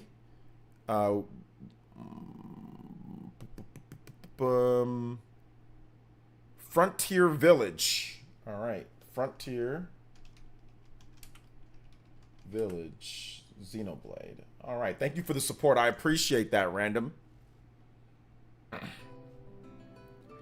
see, Starfield did well because of Bethesda, not Xbox. Well, Xbox obviously facilitated the publishing and all that different type of stuff, so their marketing machine, all that good stuff, right? So, but yeah, I mean, it's a Bethesda game, but, you know.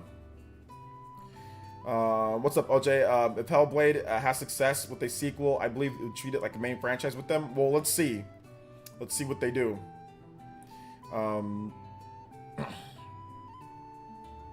Speaking native Japanese. Dude, I wish. Maybe one of these days we can get him to speak some Japanese. That'd be really cool. I made the mistake of not learning Japanese, so I'm not majoring in Japanese in college. I wish I would have. So I'll try to see if I can get my son on it earlier, like, you know, another language. I don't know. I kind of want him to learn Spanish, though, to be honest. Kind of want him to kind of dual teach him Spanish and English, but because that'll help him more where we live in California. But I do want him to know another language. He will learn more than one language, so. Yeah. Let's see here. MS can barely market Ninja Theory. Everyone's talking about the whole marketing for Hellblade. It's funny. Any news on the Switch Pro? There is no Switch Pro. There's a Nintendo Switch 2. There's a sequel, but it's not a Switch Pro. It's not a redesign of the current Switch. It's a successor to the Switch. So think PS4 to PS5. You know, think that. Nintendo DS to 3DS. Think that. But yeah, you came in late, Mooncutters. So essentially we're talking about the specs. So think graphically, think somewhere between an Xbox Series S and a PS4 Pro. But with more modern architecture and hardware, so you could potentially get games that outperform some games on there, like with the custom APIs and stuff. 12 gigabytes of RAM, it seems like. Pretty good specs overall. That's the rumors, at least. The rumors that say that. Let's see here. Anyone picking up Animal Well? Looks legit. Yeah, everyone's talking about Animal Well. It's got like a 90-something average on Metacritic and all that. So yeah, people are talking about Animal Well, that it's good. I think MVG said it's good too. John said he's going to pick it up. So yeah, I'll probably try it out. I'll try it out. Have you heard about the Defiant. Supposedly have early 2000s FPS vibe. Hope the rest of your day goes well. Yeah, I'm not an early FPS 2000s vibe man. So I've heard about it, but yeah, I've heard about it, but I don't care about X Defiant. And I'm not big on first-person shooters. They make me nauseous whenever I play them. So I can't. If you guys have questions, because I've seen that we've got a lot more new viewers into the stream, so thank you guys. If you guys want me to, if you guys want to ask questions about the Nintendo Switch 2 and like the stuff that's happening, let me know. I will talk about that. If you have questions, if you want me to go over it again, if you just came in, feel free to ask me again. I will go over it as many times as we need to, because we do got a lot more viewers joining in now. So let me know. I did just tell Mooncutters, but if you want to ask questions on it, feel free. It's open book. If you want to ask random questions about other games and other stuff, feel free to drop those questions in the chat. I'll do my best to catch up to everybody here, okay? Rena Habag with the 5 gifted members. Let's go. Thank you so much, Rena Habag with the 5 gifted members. Thank you so much. Dior, Julio, DJ Knight, Diego, Danny Boy, all got gifted memberships. Let's go. Thank you so much, Rena. You are legit goated. You are legit Golden Girl goated. Let's go. Thank you for your support, Rena. I appreciate that. Another combo breaker. Let's see here. Do you know when Switch 2 is coming out? I don't know when Switch 2 is coming out, but I do know, confirmed, that Nintendo has stated that Switch 2 will be announced, in terms of the release date will be announced sometime within now and March of next year. If I had to take a guess or a stab at it, Switch 2 will release sometime in April or March. That's what I would guess. Of 2025. That's what I would guess. Gotta admit, the Hellblade situation is pretty funny. Xbox fans said to advertise your game and they just dropped a singular tweet. Yeah, Hellblade 2, May 21st. There you go. There's your advertising. Yeah, what's up, Yak Diesel? Welcome to the stream. How you doing today, brother? How you doing? How you doing? How you doing? So yeah. Animal looks great waiting for physical. Yeah, physical would be good for that. People keep rumoring Switch Pro well after the Switch 2 release. Switch 2 release, I know. Well, people start rumoring Switch 2 Pro, you know? You guys give some big love to Rena. Thank you so much, young lady. You are awesome. You are awesome. You are just awesome. Let me see about the next track here, though. Frontier Village. Can we keep it going? Persona 5. Price, another version. All right. Persona 5. Price. All right. Shinru with the $5 dono. Thank you so much, Shinru with the 5. Back from more hard labor, and now I can relax tomorrow for the whole day. Let's go. Emo, Xbox should offer discounts for first-party games when subbed to GP instead of the whole game is free. Maybe all or indie games should go in for free, if they keep this model. Woo! Bruh, you want to talk about losing money? All indie games for free? They'd have to do big payouts. Woo! They have to do big payouts for that. That'd be tough to do. That'd be very, very tough to do. But yeah, maybe so. Maybe so. Thank you, Shinru, with the $5, bro. I appreciate that. Another combo breaker. We already have an hour unlocked extra on stream. Let's go. So, but yeah, man, that'd be crazy. Christian Mimo with the $3 dono as well. Japanese of the day. Konnichiwa Oji-san. It means hello, OJ. It also means hello, father. Lol. All right. Thank you for the Japanese of the day. Appreciate that. Let's go. Let's go. That's not a good idea for indie studios. Indie studios wouldn't accept that unless they got massive payouts. So like, and Microsoft's not going to just start like apparently this is according to some indie developers, the gravy train is stopping. Microsoft is no longer paying out for indie games like that anymore. Like the best of the best, yes, but they're no longer, you know, it's slowing down with the indie with the Game Pass deals, you know. What color do we think Switch 2 will release with? Yeah, ask me your Switch 2 questions. Rena, I think the colors are going to be red. I think Nintendo's gonna go back to like gray and red. That's my guess. My guess is like a light Nintendo red and like black or gray. That's what I'm guessing the colors are gonna be. But we'll see. We will see. But no, it's all good. It's all good, Shinru. Street Sharks with another dono. Thank you for the multiple donos today, Street Sharks, and for your comments. You've been awesome. Speaking of Game Pass, what do you think we'll see at the Xbox Showcase? Also, that's a nice SF hat, but next year's the Browns to the Super Bowl. Go Browns. Well, I mean, the Niners could meet the Browns in the Super Bowl. I mean, because Browns are AFC, Niners are NFC.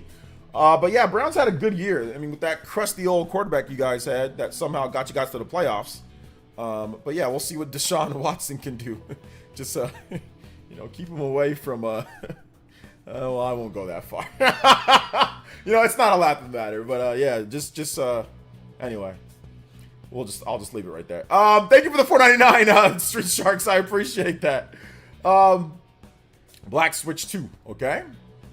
Thank you for the $4.99 though. I appreciate it, brother. Seriously. What game are you playing? OJ just logged on a bit ago. I'm playing Stellar Blade. I hope Switch 2 brings back the red, yellow, blue, green. You gotta say it like that. Jason, say it like that. Say it with me. Red, yellow, blue, green. Shout out to those who know the inside joke with that. Oh man, I want my Lions to win as they never won, but they keep choking. Yeah, they choked against the Niners. Red, yellow, blue, green. Oh my gosh. I don't know, Nintendo Direct is next month. Yes, Nintendo Direct confirmed for next month, June. We don't know when in June, but I'm guessing mid-June sometime there'll be a Nintendo Direct, but we'll see. Game Explained, yeah, it was the Game Explained video. There's a video on Game Explained where like that guy that used to work there, he don't work there no more. That dude like with this, okay, I won't be mean. That guy that used to not work there anymore, he has like curly hair and like he does his own. I think his name is like Jake. He has his own channel now, and it's so funny because he's like, he was like talking about like the buttons for Paper Mario, and that in like one of the trailers, like they said that, oh, maybe these are the Switch 2 buttons. Because it's like it was like Famicom, and like he broke down why it's not the normal Switch, like why it's like the button layout of like a Famicom, which Switch does not have the button layout prompts of Famicom, like the colors. So then when he was explaining the colors, he was like red, yellow, blue, green, and like it was like different colors, like four, and I'm like,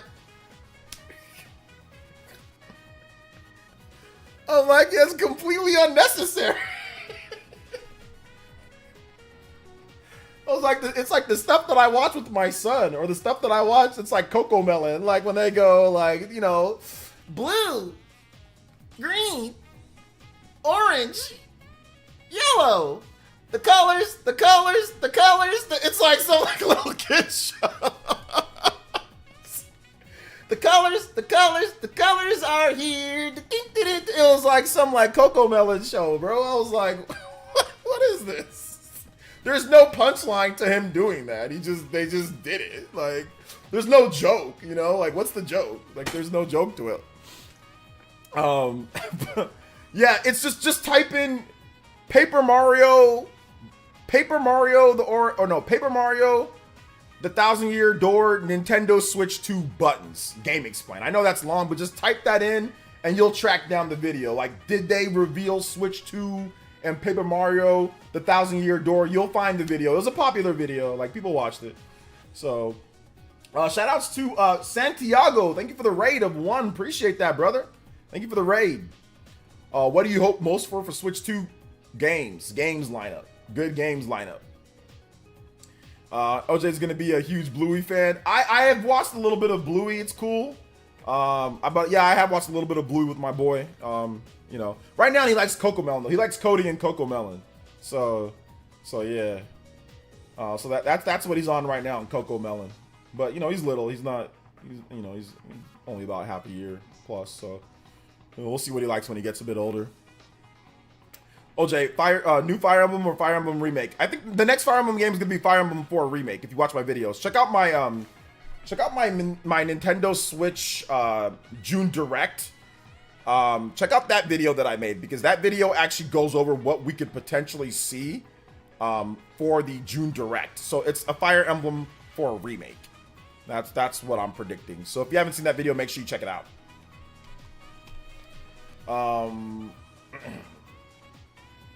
Yeah, Diesel with the 499. And says the Switch 2 reveal will feel just as magical as when Super Nintendo was first unveiled when I was in kindergarten. Man, it's gonna be a magical. I think the Switch reveal was magical too, but it was confusion. This time we know what we're getting and we know what we want, right? So it's a little bit different this time around for the Switch 2 compared to the Switch. But people were positive on Switch, but a lot of people were negative on Switch when it was first revealed. Red, yellow, blue, green. Has your son held a video game controller? He has, but obviously he doesn't know. You know, he don't know what he's doing. He just holds the PS5 controller or like the Switch Pro controller. But he puts everything in his mouth at this point. So I mean, I don't let him hold it for too long because he'll just stick the controller right into the mouth. The joystick's right there. So yeah, you know how little babies are. They just stick their fingers, just grab anything, you know. So yeah. Also 30 minutes until SMT5 Vengeance show. Yes, 30 minutes until SMT5 Vengeance. It's going to be 15 minutes for that reaction, okay, guys? So we're going to have a 15-minute reaction to SMT5 Vengeance. I think it's like 15 minutes, and it's like 50 new features or 50 big features. So it should be pretty cool. Should be pretty good. All right. Shoutouts to Yak Diesel. Thank you for the $4.99 though, man. I appreciate it. Do you think we'll get a reveal by September? October? I think it'll be revealed in October. I think it'll be an October reveal. But it could be September. Excuse me. Have you showed him Doraemon yet? No. I just Cocomelon. Just Cocomelon. All he watches is really Cocomelon. Just Cocomelon. That's it.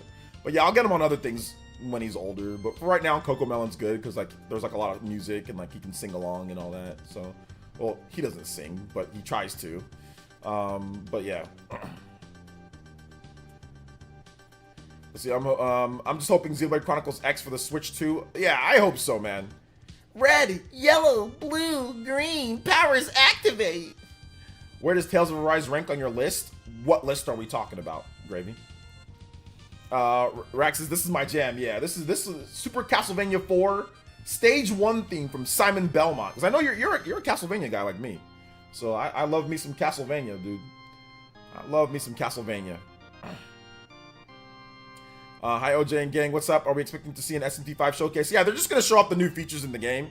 So expect to see like more of like the quality of life features. Expect to see some new demons, the new powers, like the whole team up attacks, some of the plot points, the new character in the game, you know, things like that. Obviously, better frame rate resolution. So that's what you should expect to see in there. All right, take it easy, V. Can't wait till V Rising and Vampire Survivors drop on PS5. Okay, I don't know what the hell that stuff is. Well, I know Vampire Survivors, but I don't know what V Rising is. But either way, yeah, enjoy it, dude. Your Tales list, I think he means. My Tales list? I mean, Tales of Arise is okay. It's good. What's up, Garcia? Welcome to the stream, brother. Thanks for coming out. All right, Juan, thank you for coming out to the stream, guys. Shout outs, got a lot of new first-time chatters. Welcome. Shout outs, guys. Reyes, appreciate you guys coming out over there on Twitch. Yo, what's up, One Me Games? Hey, welcome. Hey, how you doing, brother? Welcome to the stream. Let's see here. You think Prime 4 should be a launch title for Switch 2 up against upgrade? No. To me, it should just be a Switch game if they can get it out, and then they can have like a what's it called? They can have a Switch 2 version patched in if they want, but I don't think they should hold off for it if they have like a big 3D Mario or something. They should launch the game when it's ready, and then you can Switch 2 patch it. Let's see here. Shoutouts. I think we had a raid. Yeah, that's why we had a raid. Are you the Prime? What does that mean? Appreciate you though. I'm pumped for V Rising. I hope it's good. Also, Legacy of Kain type feel to it. Okay, is that what it is? Type of Legacy type of Kain type of game? Yeah, hope so. Reviews conform 6 frames per second on reviews. I mean, we didn't need reviews for that. I mean, you can see it in the if you watch the gameplay footage, it's running at 60, and then they have PlayStation button prompts. So yeah. So PlayStation button prompts as well. So yeah.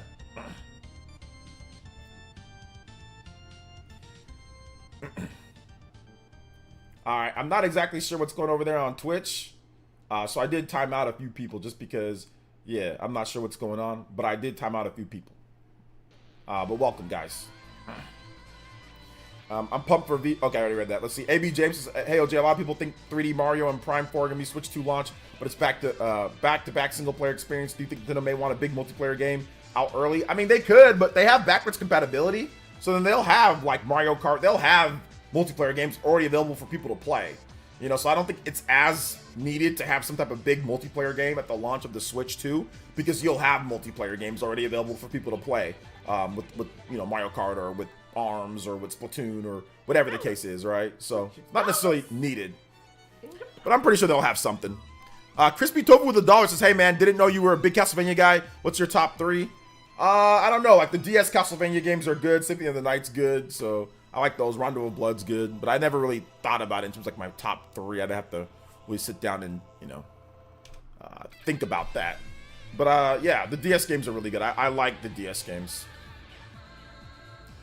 Hi there. Is there a Nintendo Switch Game 2? What is that? What are you trying to say? Is there a Nintendo Switch Game 2? Is there an actual successor to the Switch, like a Switch 2? Yes, Nintendo's confirmed that. Yes. You think Chrono Trigger remake could happen? Yes, I think it could. I think a remake could happen. I don't know if it'll be a Switch game or if they think about maybe Switch 2 or something like that, but I think it's possible. Tales Rise has some of the best side quest content I've seen on the game. Really, I did the side quest. I did not see. I did not see that great side quest content that you're talking about, and I put 50+ hours into that game. So I don't know, but if it does, I must have missed it, or I don't know. Maybe, like I said, maybe I don't know what I'm talking about. Maybe it is really good. Very true, because the next Smash and Splatoon 4 seem further out, maybe 2 to 3 years. I mean, Smash Ultimate came out in 2018, so I mean, I don't know if it's 2 to 3 years out. Smash Ultimate came out the next year. Switch launched in March 2017. Ultimate came out in December, and Reggie wanted it out sooner, so that took about a year and some odd months, so it could be sooner than that. We don't know. They could have Smash ready next year. After the year after the Switch comes out. So yeah. So you can't wait to see the Switch 2 will look like, and hopefully more customization. Yeah, I don't think so, but we'll see. We'll see. Nintendork with the 34 months. Appreciate that, Nintendork. Thank you for the 34 months. Thank you so much for the support, man. Appreciate that. It's 50 on the combo count, guys. Been a while since we hit 50. Thank you so much. Combo breaker.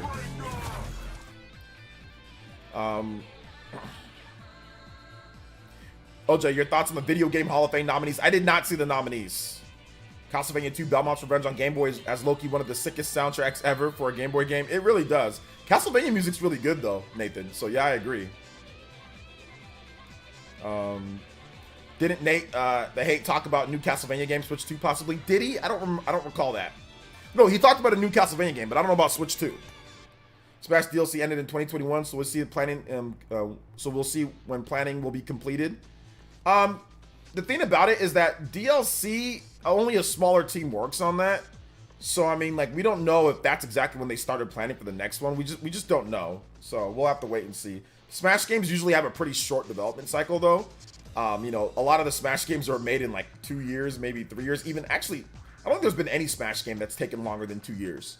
Melee was made in a year and like a half or so. Smash Bros for Wii U was made in 2 years. Ultimate was, I think, made in 3 years, maybe 2 to 3 years for Ultimate. Yeah, I think it was about 3 years, 2 to 3 years for Ultimate. So, like, Smash games have a really chaotic, small development cycle. So I'm guessing they might have Smash ready. And if it's a reboot, I mean, I'm guessing it's a reboot, and then they're gonna do more, like, have even more extensive DLC plans. That's what I'm guessing, that they're rebooting the whole franchise. So we'll see. Not Switch 2, just me speculating. Okay, got it. The back and forth between the cast was great in the side quest content. Loved it. Put 100+ hours into Tales of Rise. All right, gotcha. I'm not as big on that. I'm not banning without reason. I just timed you out because, yeah, just English in the chat. Just only English in the chat. I'm sorry, Reyes. But yeah, I'm not banning. I just timed out real quick because I didn't know what was going on.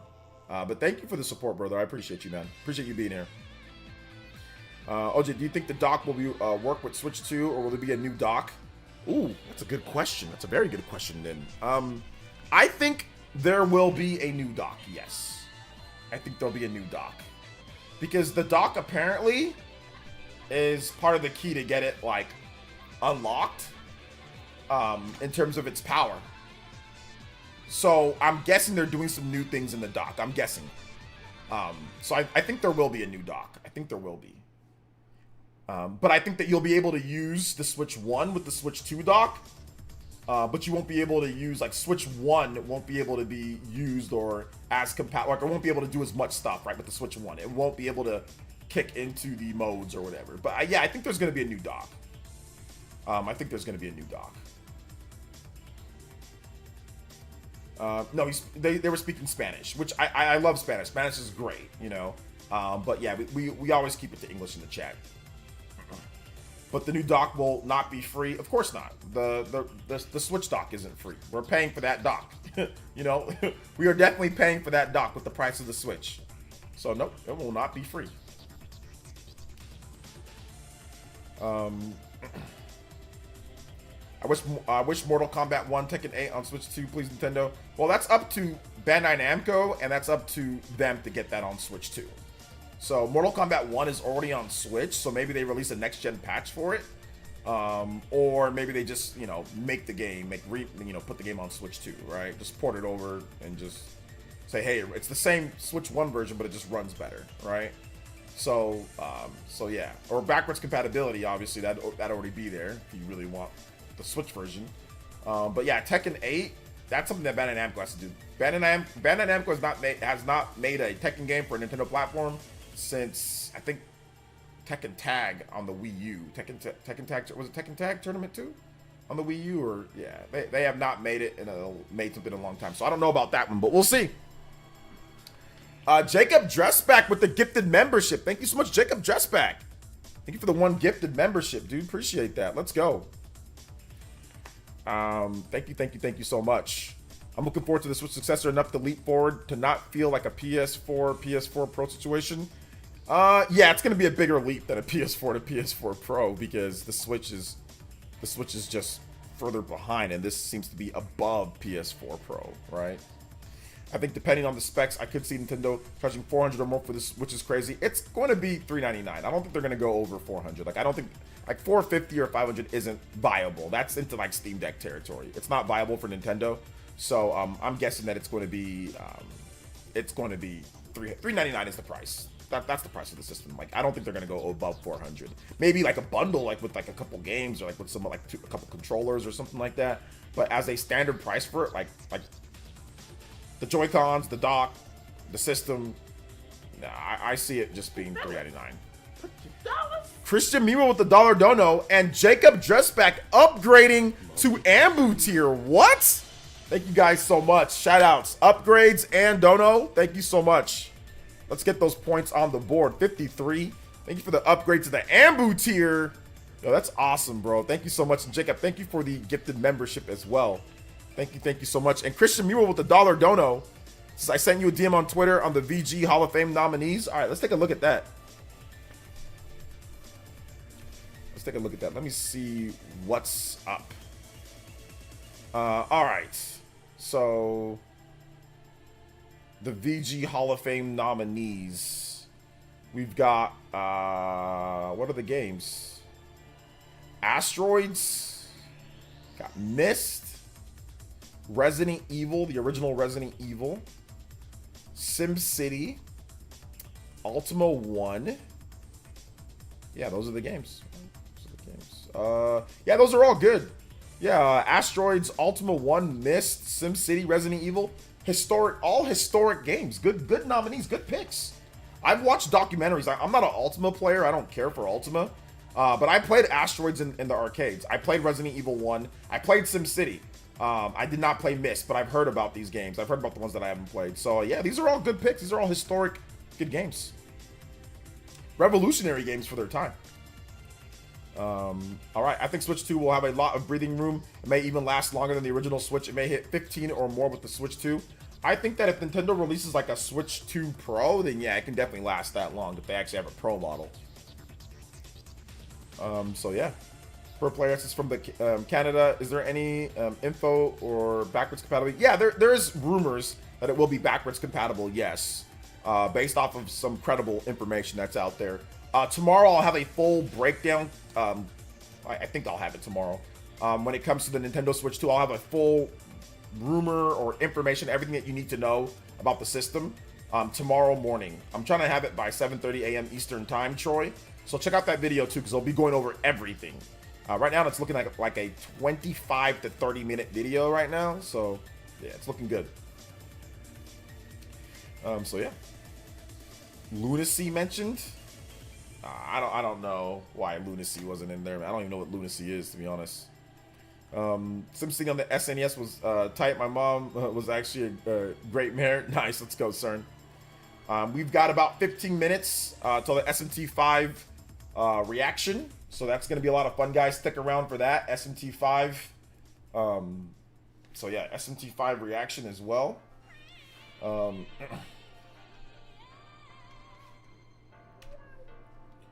So let's see here. SMT5.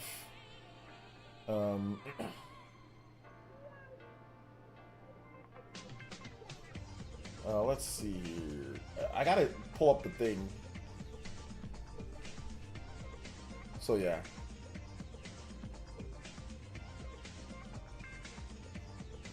I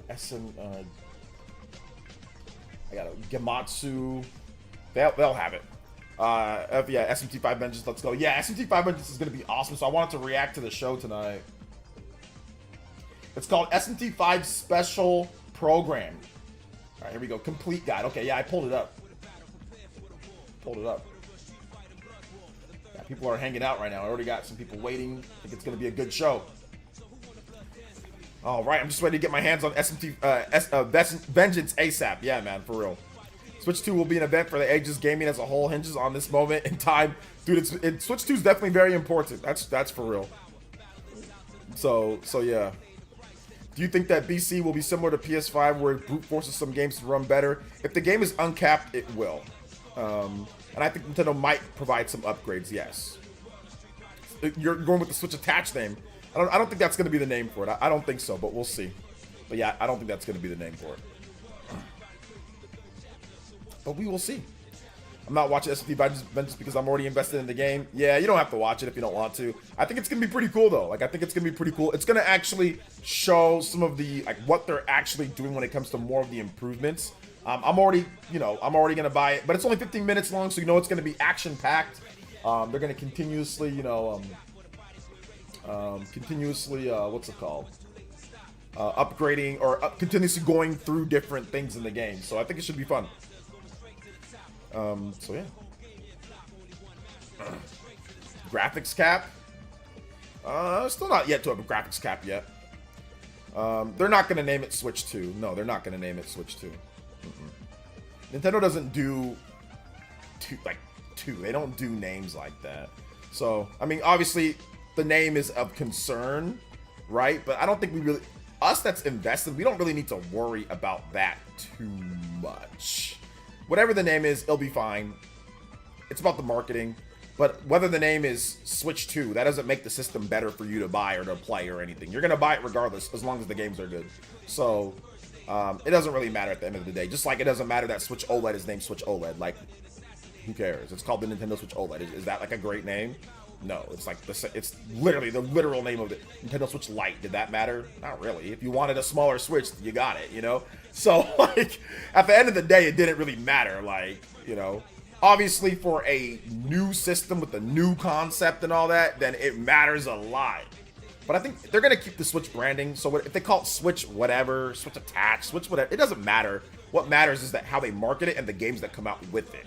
Because the concept is already set in stone. With the Switch, that was very, very important because it's a new concept, right? But with this one, it's going to be iterative. It's not going to be a revolution. It's going to be iterative. So that's not it. Like, what they call Switch 2, that doesn't make it all of a sudden, oh, now that I like it more. You know, it's like, it doesn't matter. Let's just make sure that the games are good and all that. That's the most important thing. So yeah. Do you think the leak spec is real? I think that it's it's somewhat accurate. Yes, I don't think it's 100%, but I think that it's fairly accurate. So yeah.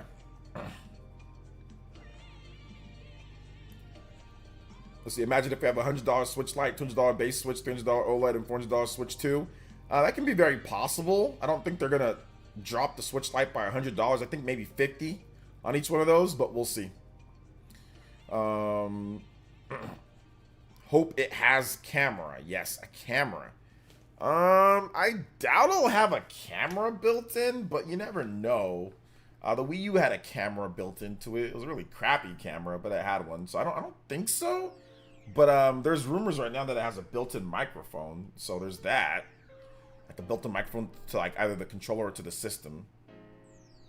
If it's close to those specs, I think it'll be amazing. It'll be pretty good if it's close to those specs. It'll be okay. I think the system's gonna be solid because of DLSS. I think that's, I wouldn't say like the oh my god like smoking gun or oh my gosh like the secret weapon, but I think it's still really good. You know, it's still a really good thing to have, and just modern newer architecture. You know, so yeah.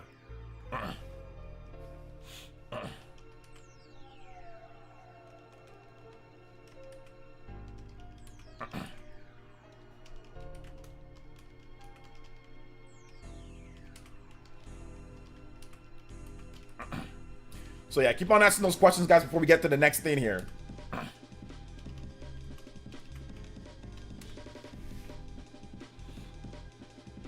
Let's see here. DLSS coming in like Lucky 7. Yeah, flying in. What's the price prediction? $399 or $345? Nintendo's not going to price a system at $345, so that's never going to happen. So $399 would be it. And if it was, it'd be $340. It would be $349.99. It wouldn't be $345. It'd be $349.99. If they're going to go halfsies, they make it $350. So yeah. But it's going to be $399.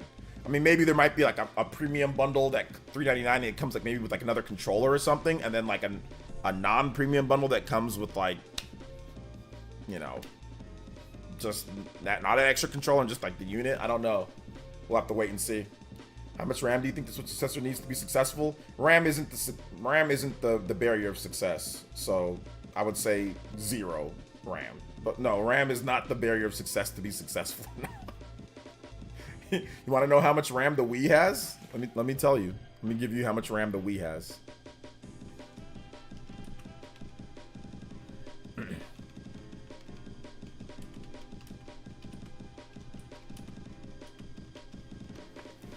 The RAM has 88 megabytes of memory, and it sold more than the Xbox and PlayStation.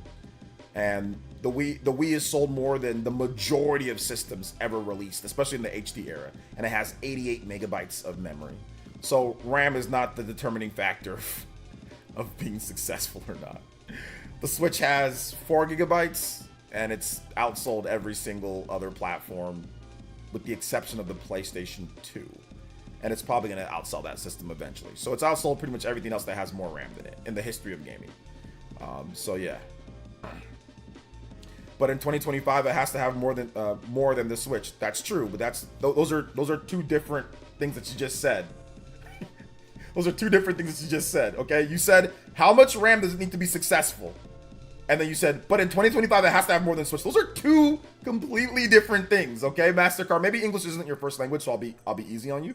Okay, but those are two different things. You know, you should have just asked me how much RAM do you think that the Switch will have, and then I can answer your question. But you said, how much RAM does it need to be successful to be successful? So you're talking about sales. So if you want to talk about sales, then I can say, well, RAM's not imperative of how successful it is or not. Because the 3DS was successful and it has barely any RAM. The Wii was successful, barely has any RAM. The Switch doesn't have as much RAM as Xbox and PlayStation. It's beat out those systems. So if you're talking about success, no, it's not tied to RAM. Like, it's not tied to RAM. If the system has 100 gigabytes of RAM and no games, it won't be successful at all. Nobody will buy the system, or barely anybody will buy the system. So RAM isn't the determining factor of success. You see what I'm saying? So you got to ask me just, hey, do you think it'll have more than the Switch, or how much do you think it'll have?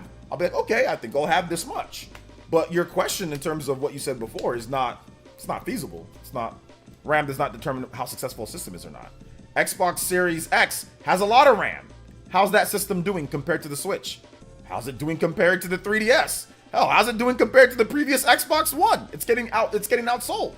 You know, so that's not a determining factor of success or not. You know? So I'm not trying to be mean. It's just, you know, it's just not a determining factor. Let's see, why do PC players hate Nintendo so much? Because they do a lot of stuff in terms of like trying to circumvent them playing Nintendo's games on PC. Plus, like, you know, paid online. They just don't like a lot of things that Nintendo's. Obviously, graphics are big for PC players, you know, frame rate and graphics, and Nintendo doesn't have the best, strongest hardware, so PC players like strong hardware. Say what you want, but at least PC has been consistent part of the market compared to the volatility of the console market. That's true. That's true. PC's pretty consistent. But you also got to remember that, you know, PC, in terms of PC gaming, a lot of the biggest games are also typically console developers, you know? So, like, in terms of, like, what sells good on PC, a lot of it comes from people, you know, developers who want to make console, like, it's on console then to PC. But I see what you're saying, though. There's still plenty of PC games and PC-centric games that do well. Why would Switch 2 come with 12 male sheep? Yes, that's why. 12 male sheep, the RAM. 12 male rams coming through. I've been a PC gamer since the 90s, and I've always loved Nintendo. It's important not to generalize. That's true. That's true. But he was, I mean, I'm guessing, and I wasn't trying to put it in a generalization, so I'm sorry about that, honey. I'm guessing that he's talking about how some people online talk that are PC-centric gamers, how they talk about Nintendo. Now, I follow a lot of PC guys or guys that love PC, and they seem to definitely be, you know, kind of like, oh, we hate Nintendo for this or that. And once again, some of it's valid. I don't think that it's not valid for some of them, but I'm just telling like what is some of the general thought process, right? Like I know like Evan, he like hates Nintendo hardware, right? Like he's a big PC guy and hates it. So that's like that's not everybody, you know, it's not a lot of people, but there is quite a number, right? Or in terms of just like what you see on social media at least. But yeah, most PC gamers don't give a crap. They don't care about Nintendo, or they do. They play their Nintendo Switch or whatever. Like a lot of PC guys play it handheld, lying down in their bed. They don't want to be by their computer desk, and they just play the Switch like that. And they're cool with it. Like I know a lot of guys that are streamer PC dudes that don't stream Nintendo Switch, but just play it casually and love the Switch for what it is, you know? So yeah.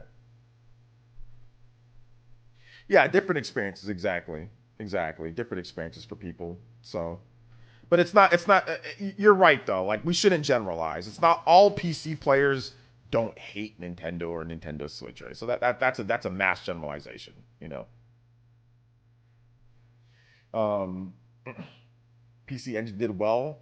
I need to research more about the PC Engine and all that. I watched a documentary on it, but I forgot completely about PC Engine and like what it did and stuff. Demi Crow with the Elite Ninja Pledge. Thank you so much, Demi Crow. Yo, I appreciate that. 54 on the combo board. Thank you guys for the big support today. Today's been wild. Been absolutely wild today. Thank you guys so much for your support. I appreciate it, for real. Thank you so much for your support. Let's go, Demi Crow. Welcome back to the Tune In Tier Squad, baby. Welcome back to the Tune In Tier Squad. Welcome back. Few more minutes for SMT. Yeah, I have it up right here, guys. So we will definitely, as soon as it starts, we'll definitely catch it. PC is a work tool for me. Switch is for fun. Yeah. Sluzo J Chat. Nintendo builds the first party games engine. Yes, they do. They're big on that. Evan hates life. That's true. Maybe he just hates everybody. I think he's fine. What's the name of your Joy-Cons? They're, I think, Nixie Hyperions or something like that. I'm replaying SMT5 due to the hype. Don't do that. Just wait for the new game to come out, Demi. Why replay that crusty version of it at this point? Just wait. It's coming out next month. So it's just coming out. It's coming out next month.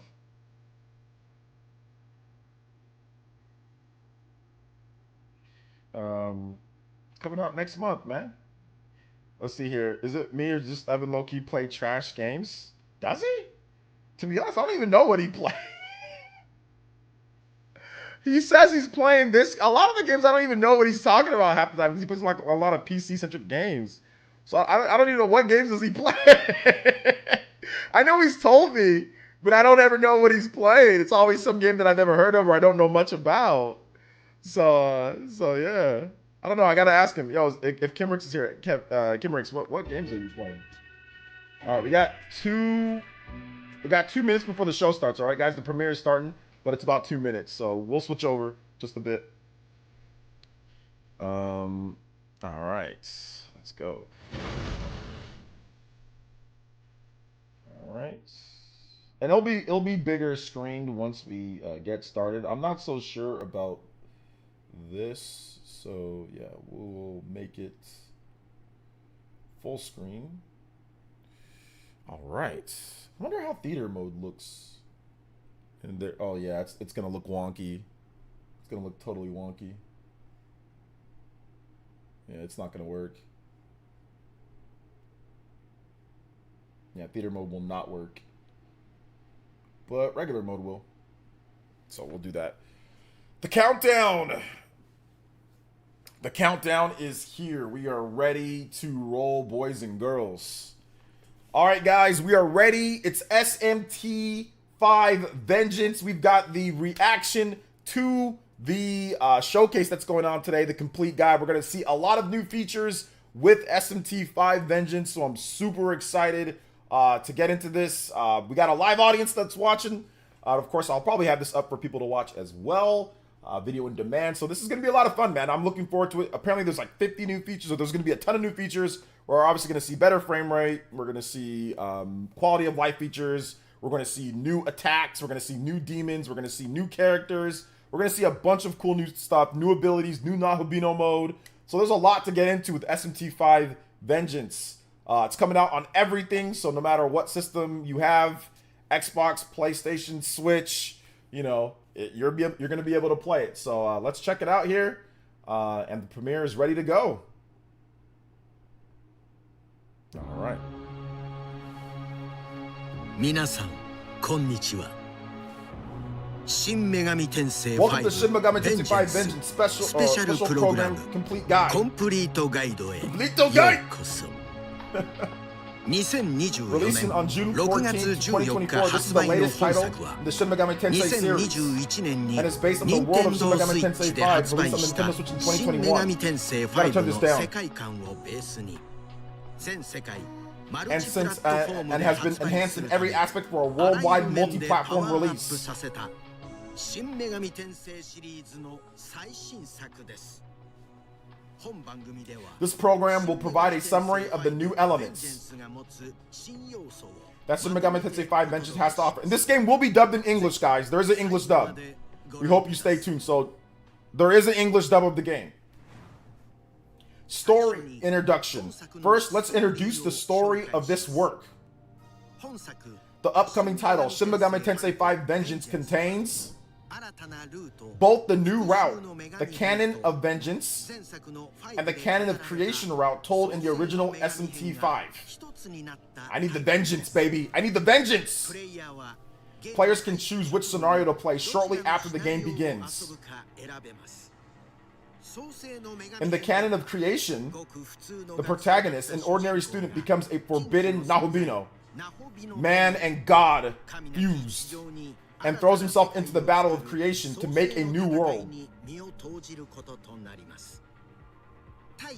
In contrast, the Canon of Vengeance features 4 new female demons who compromise the Quaditsu? Encounter mysterious Yoko. Oh, that's my girl right here.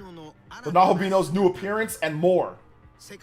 The fate of the world takes a new turn that no one has seen before.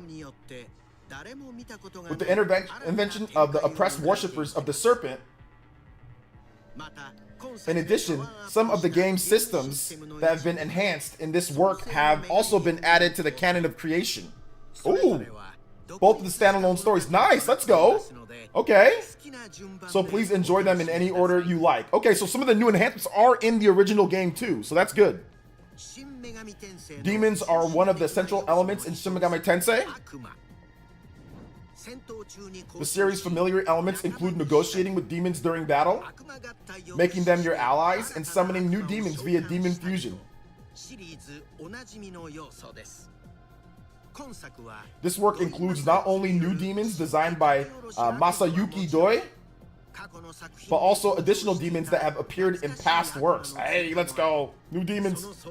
Bringing the total number of demons over 270 demons! We have focused our attention on such demons and have prepared a variety of new activities centering on them. Yay, let's go. Now, please take a look. A special energy called Makatsui has been stored and released in the form of powerful Makatsuhi skills. The work has been special Makatsui skills that can be used by having certain demons on your team. Sorry for the butchering. Immolating breath. Hot breath. This is a powerful fire attack used by the Greek beast that inflicts severe damage. Hey. Makatsui skills performed by multiple demons are powerful. We're gonna need it, but require specific demons to activate. Well, the Angel Squad. Which Makatsui skills can activate depends on the composition of your party. So learn which you can to use through trial and error. Oh, of course. The long way. There'll be more fun to be had with party organization. Yeah, you know, in this work, each demon has an innate skill that activates automatically. Each demon is unique, more unique now. The effects of these skills vary, and some may benefit each other more than others. Now, let's actually put a party together. We will try 3 demons with innate skills related to the fire affinity. Oh, we got the Hoang! Molok! Surt! Alright, please take a look here for the details. Yeah, these are all from the game, so I know. When a fire skill is used, its power is larger compared to when it's used by a party without the innate skills. Oh! Of course, there are other combinations. So you get a power bump. Some innate skills work well with Makatsui skills. What kinds of demons will you use to defeat certain enemies? What party compositions can you make where your favorite demons can play active roles? We hope you will enjoy the increased depth of demon party formation. Yeah, I do like that, because now you want to hang on to your demons more often so you can do big damage and not just fuse. There was more to do with demons than just battle. Ooh, we're gonna talk to them?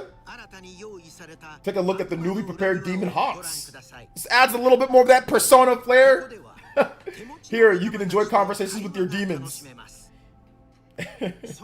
Special conversations will occur when you give them gifts, which can be obtained throughout the netherworld to improve your relationship with their demons and potentially strengthen its stats. Oh, that's very nice of you. Thank you. Thank you for like the strengthened stats. In addition to the demons, guest characters will also appear. Yes. Special conversations may occur depending on the game's progression, such as after important battles or field exploration. Little Mermaid. And you may receive items or other rewards in return. Hey. You can speak with Aogami, the protagonist's partner. Yo, thank you, Roggy Froggy, with the 47 months. Sometimes special conversations occur that enhance Nahabino's abilities. Oh, nice. Thank you for the 47 months, man. I appreciate that. Let's go. I'm doing good. A variety of rewards can be obtained through conversation. It is a good idea to frequently visit demon haunts to talk to your demons. I'm going to be doing that. Also, a free camera mode is available in these areas. Okay, free camera mode. Take a picture of your favorite demon or friend. Alright, they want you to share on social media and stuff. After all, in this world, you never know when you'll be forced apart. Oh, sad. That's our introduction to the demon haunts. We hope you enjoy conversing with your favorite demons and human characters. I'm going to talk to the Jack Frost. That's who I need to talk to. 50 additional features and adjustments. This is not the only appeal of this new version of Shin Megami Tensei 5. There are countless additions and adjustments that have been made since the previous version. We will list 50 of them. The big 5-0!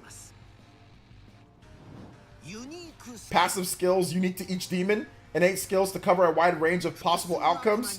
Special Makatsui skill that's activated when certain demons work together. This powerful combination of skill. Okay, they're going too fast. Makatsui demons are formidable opponents who randomly appear as you explore the netherworld. Upon defeating, you can obtain incense, which will raise the stats.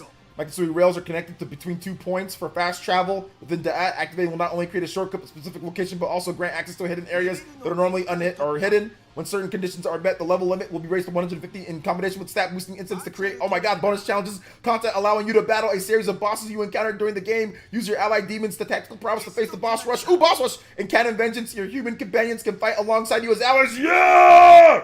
If certain conditions are met, the Demi-Fiend can get oh! Let's go! It's a guest character! Demi-Fiend! If relaxing, Demi-Small can interact with your demons. Even guest characters, Aogami, and just, yo, let's go! Interact with demons. Oh, the Demi-Fiend! Oh, but this is the new heavy reinforcements during combat.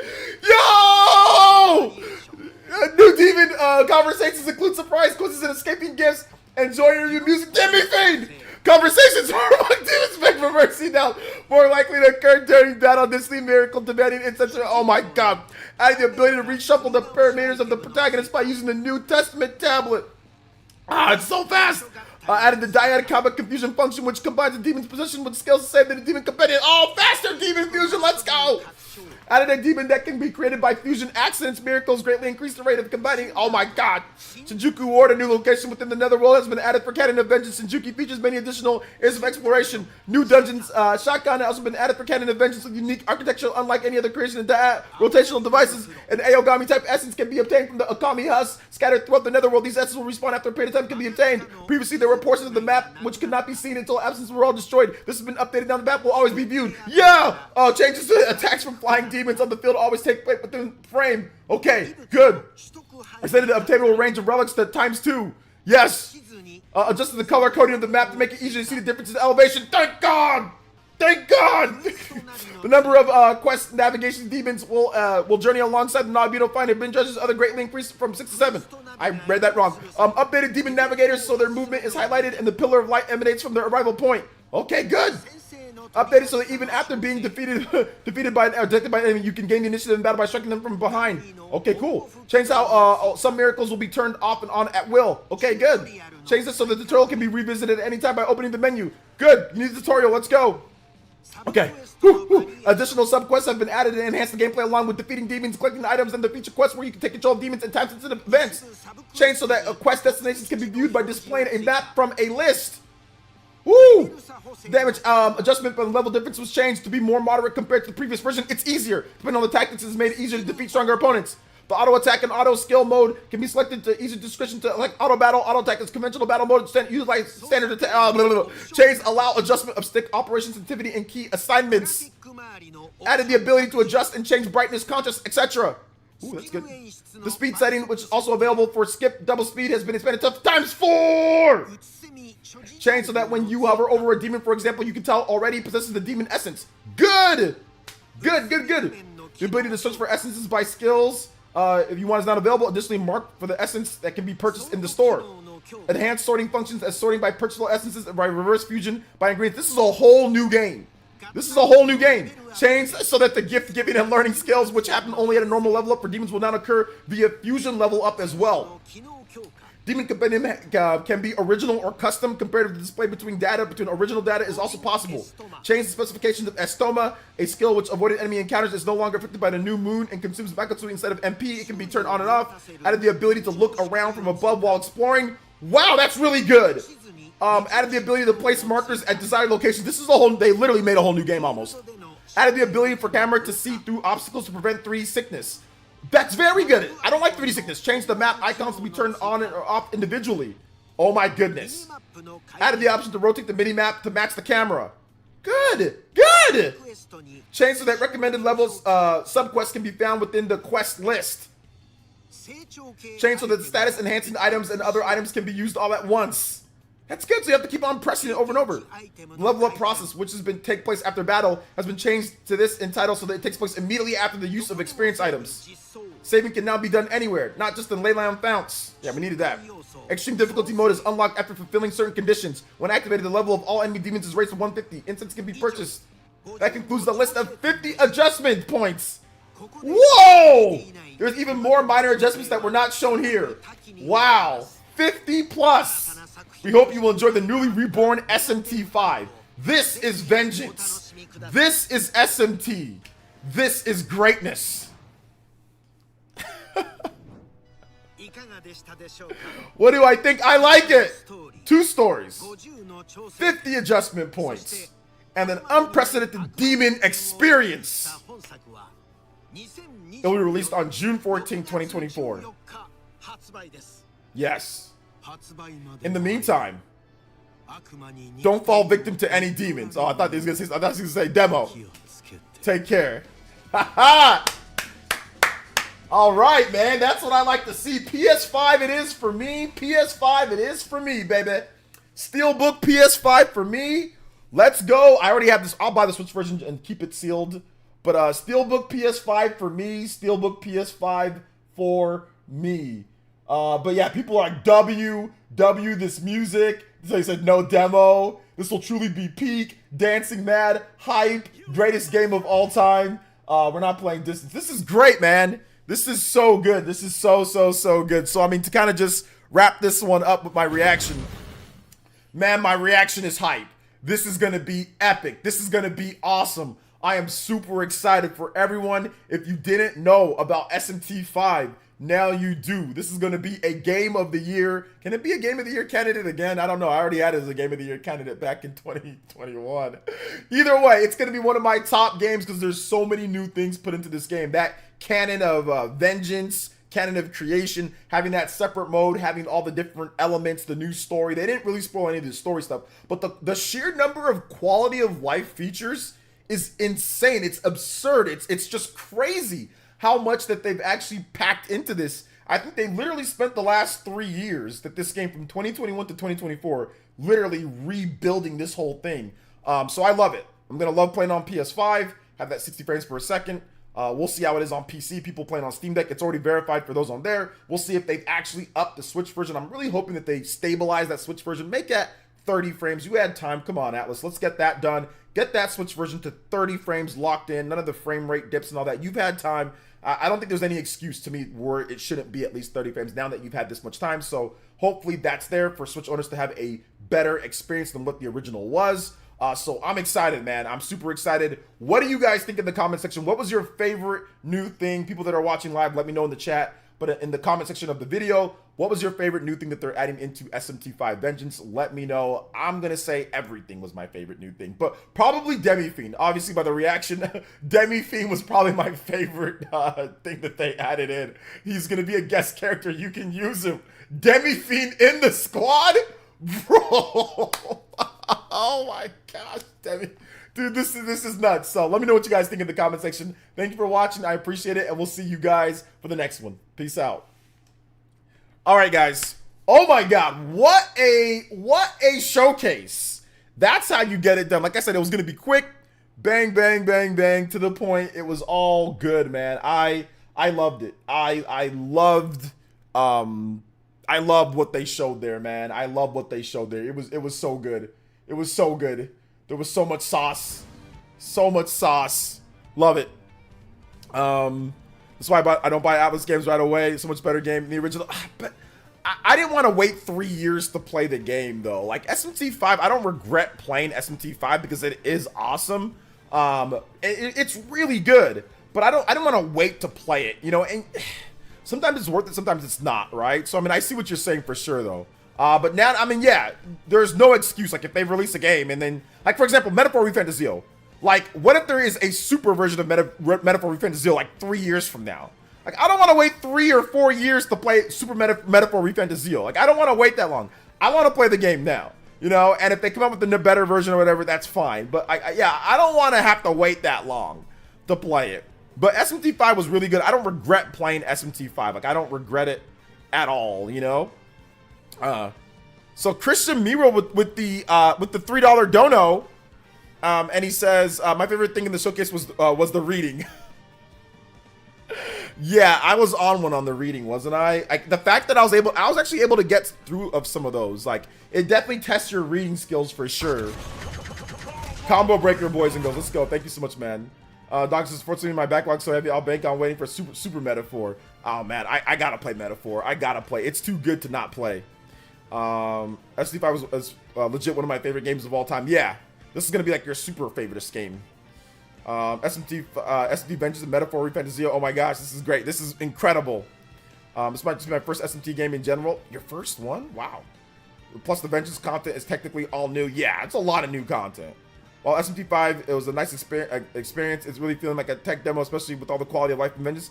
I understand, but like that's what, like if you take a game and like Persona 5, for example, it felt the same way, right?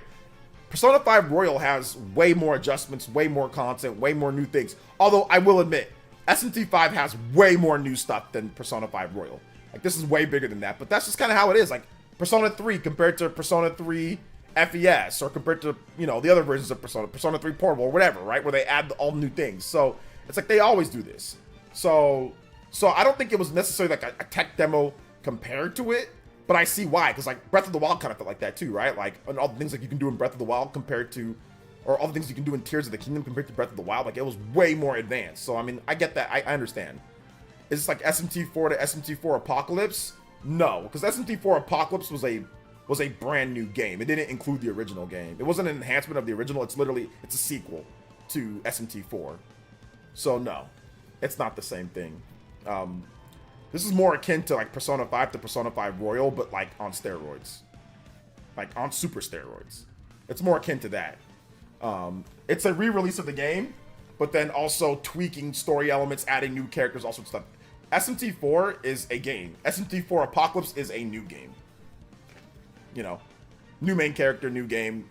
You can't play the original SMT4 and SMT4 Final, from what I understand. I don't think so. Any ideas of demons that can be carried over from OG save file? There's a couple demons that can be carried over. There's a few, and only on the Switch version. So if you have Xbox or PlayStation or whatever, you cannot carry over anything. So it's just Switch version, and like I think it's only like a few demons. Like it's nothing elaborate. But don't quote me on that. Let's go SMT5 though. Yes, sir. It's no, it's sauce. There's extra sauce on top of it, guys. Yes, it's really good. Yeah, only 3 demons can carry. There you go. Only 3 demons. So it's not worth much. And once again, if you're playing on Xbox or PlayStation, then you can't carry over anything, or PC. Then, yeah, there's no carryover at all. So yeah. Persona 4 Golden was my first Persona game. Digital Devil Saga was my first game. This looks great. Vengeance stuff. Yes, it looks really good. I was hyped, like I said, like Nahobino in SMT5 or as a playable character. That's just crazy. That's just crazy. So I'm looking forward to that for sure. Is SMT5 better than Rebirth? I like SMT5 more than Rebirth, but objectively and arguably you can say that Rebirth is better. But personally, me, I would take SMT. I take the vanilla SMT5 over Rebirth. But that's just me. Once again, I'm stupid. So. So yeah. Let's see here. OJ was damn near auctioneer. Yeah, I know, man. I had to put it into high gear for that one, man. I had to put it into high gear for that one. That was crazy. That was crazy. This is OJ. I would too. Yeah, I mean, not a lot of people would, but I mean, I don't know, man. They haven't said the Rebirth sales yet. Maybe Rebirth is on pace with. Maybe Rebirth hasn't sold that much more than Vengeance. Who knows? I mean, who knows what Vengeance is gonna sell? Maybe that's gonna sell really good.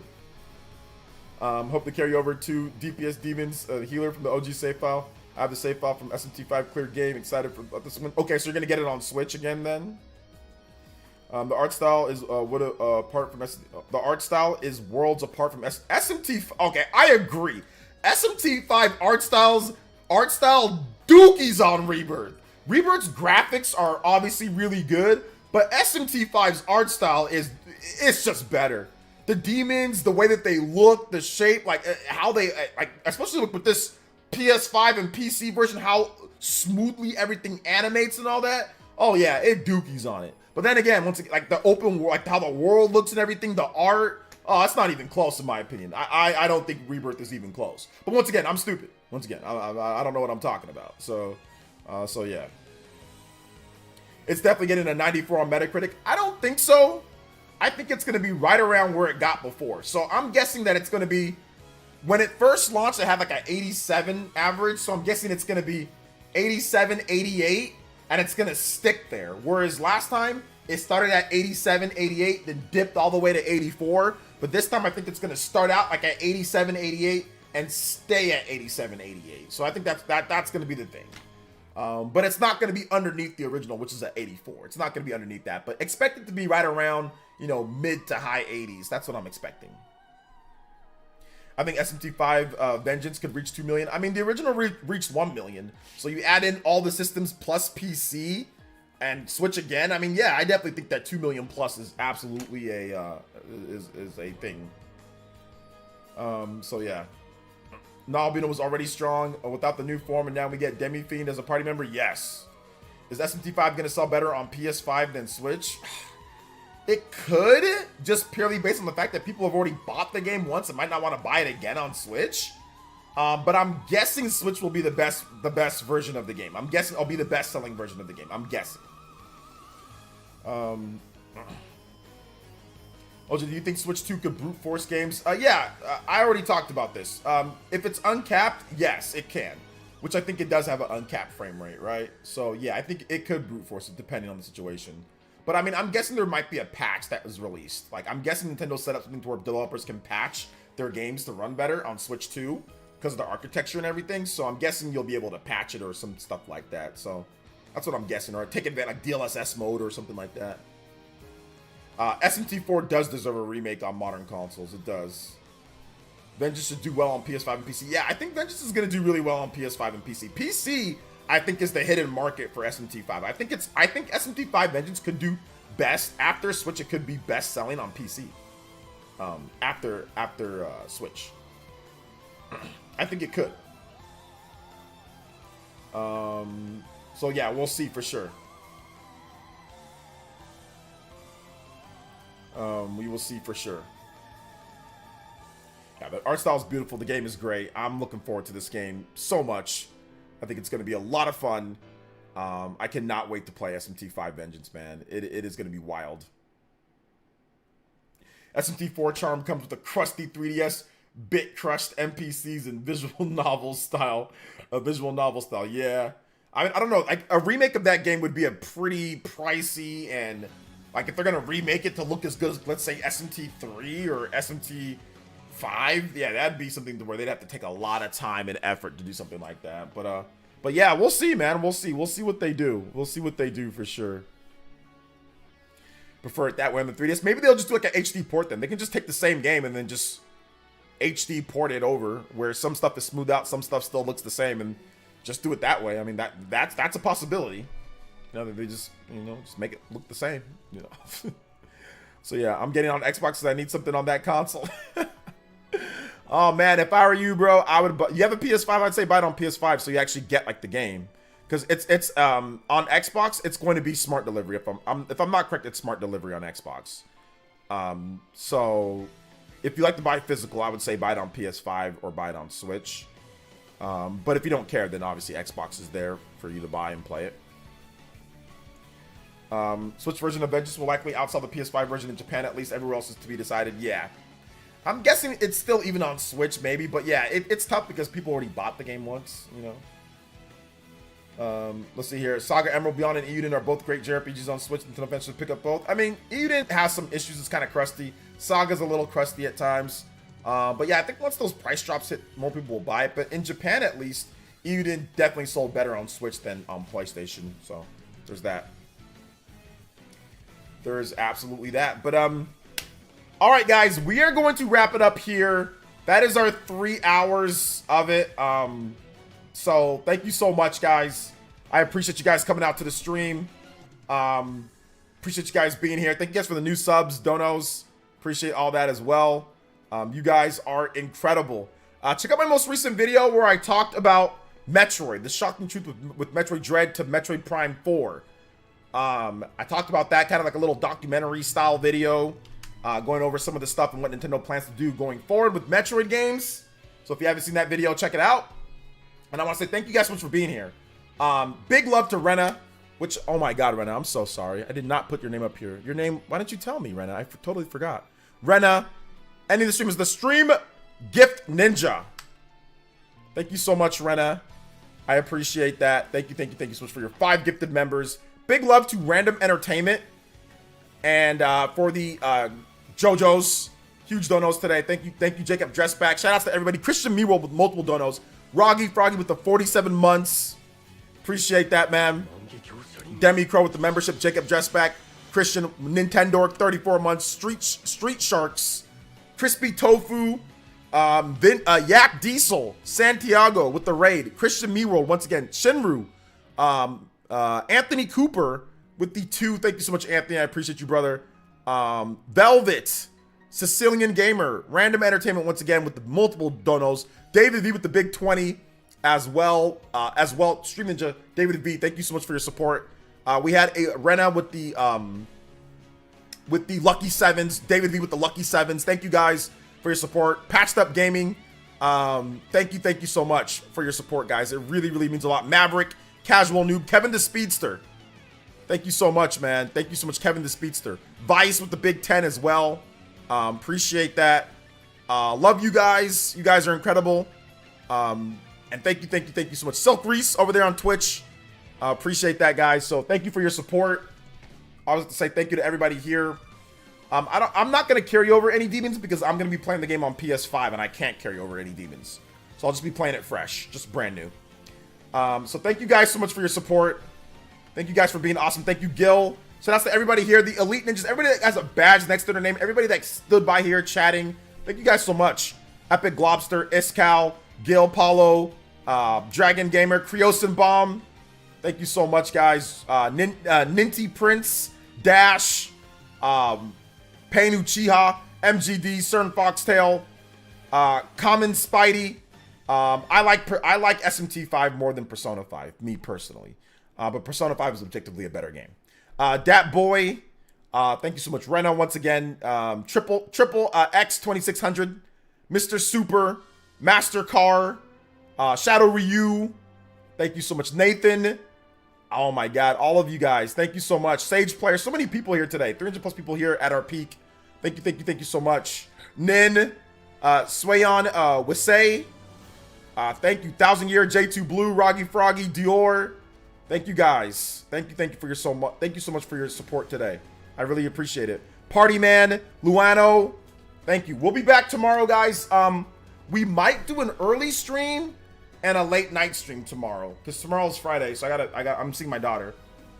So we might do an early stream and a late stream, or just one big late stream. So we'll see. I'll keep you guys updated on Twitter and stuff like that. So, all right, guys, love y'all, and we'll see you guys for the next one. Check out my video that I just did too. I dropped it on the channel today. New video coming tomorrow as well. All right, guys, peace.